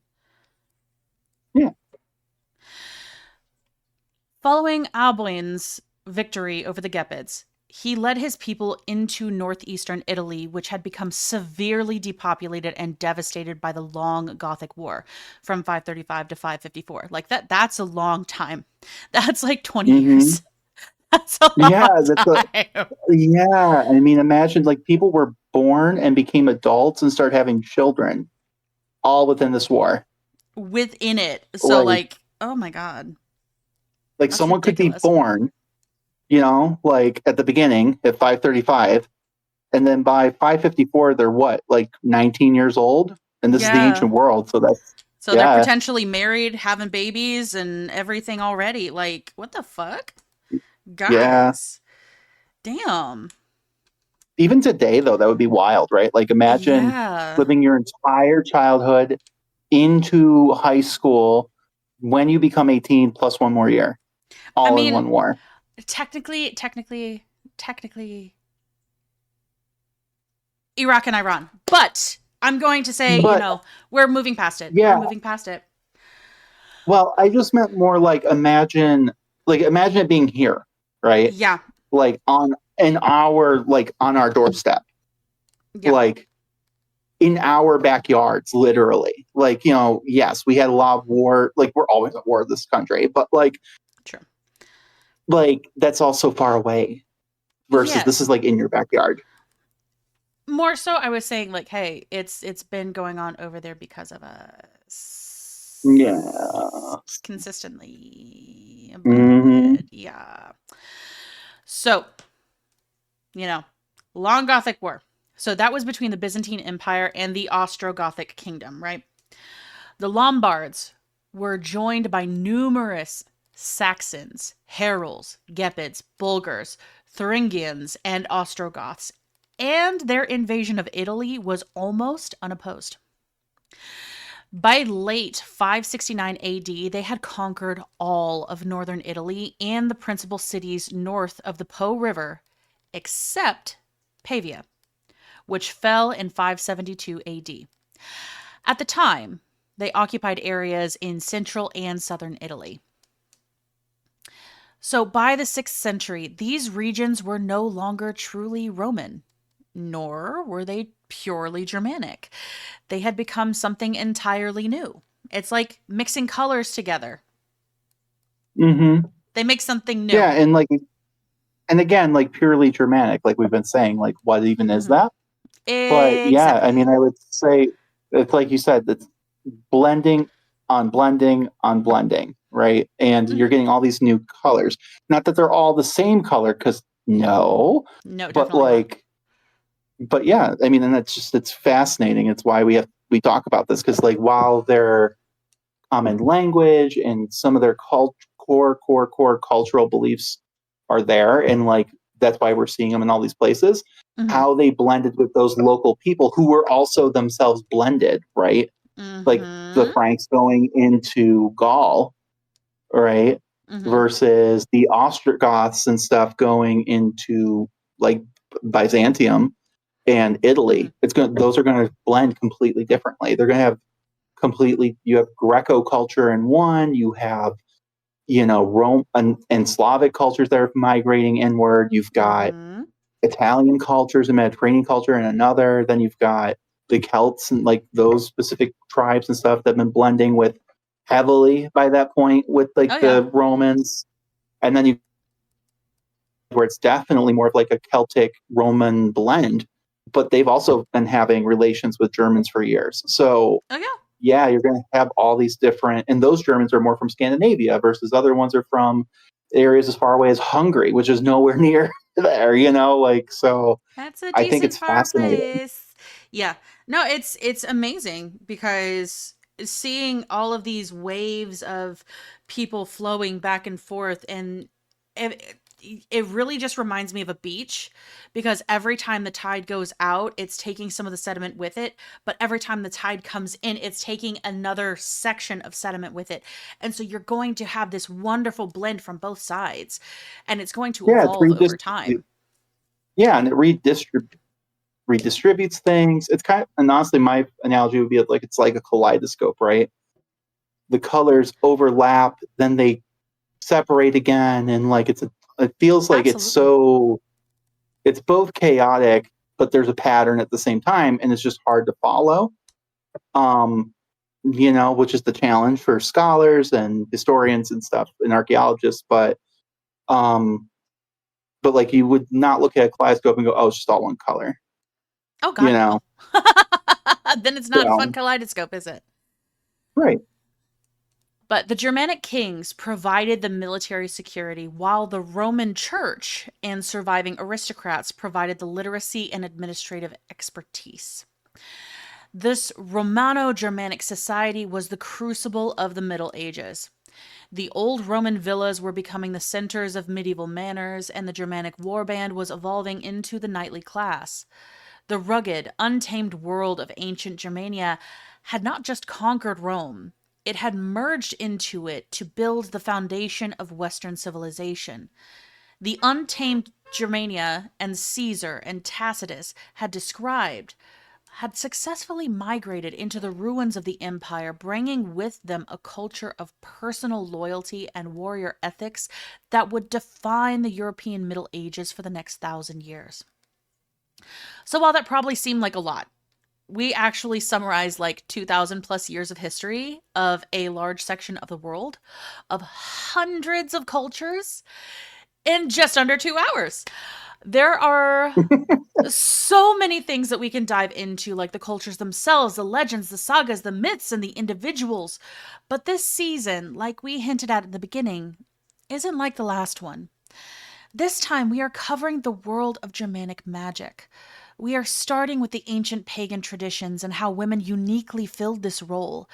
Then we will fast forward to one of the greatest tragedies in history, the German witch hunts of the 16th and 17th centuries. By doing this, we will hope to explore how we went from one extreme to the other and what we can really learn from it. So, next time, we will start with a powerful and beloved goddess in Norse mythology, known for love, beauty, fertility, gold, war, and of course, magic. The goddess Freya. If you like what you heard today, please give us a positive review on whatever platform you are listening to this on. It goes a long way for us to appease the algorithm gods and get this suggested to others just like you. The more we can connect to our fellow history nerds, the more we can build up a community and keep the show going. Also, we have a Patreon where you can hang out with us and get exclusive content, like videos where we might try to make some ancient recipes, talk about topics that couldn't fit into the main arcs of the podcast, and just generally being batshit and dumpster fires, all for the price of a latte per month. Research materials and books cost a lot of money, and it takes a lot of time for us to create this show, so anything that you can provide would be a huge help. We can't wait to see you again next week, and as always, thanks for listening. Bye for now. Bye, guys.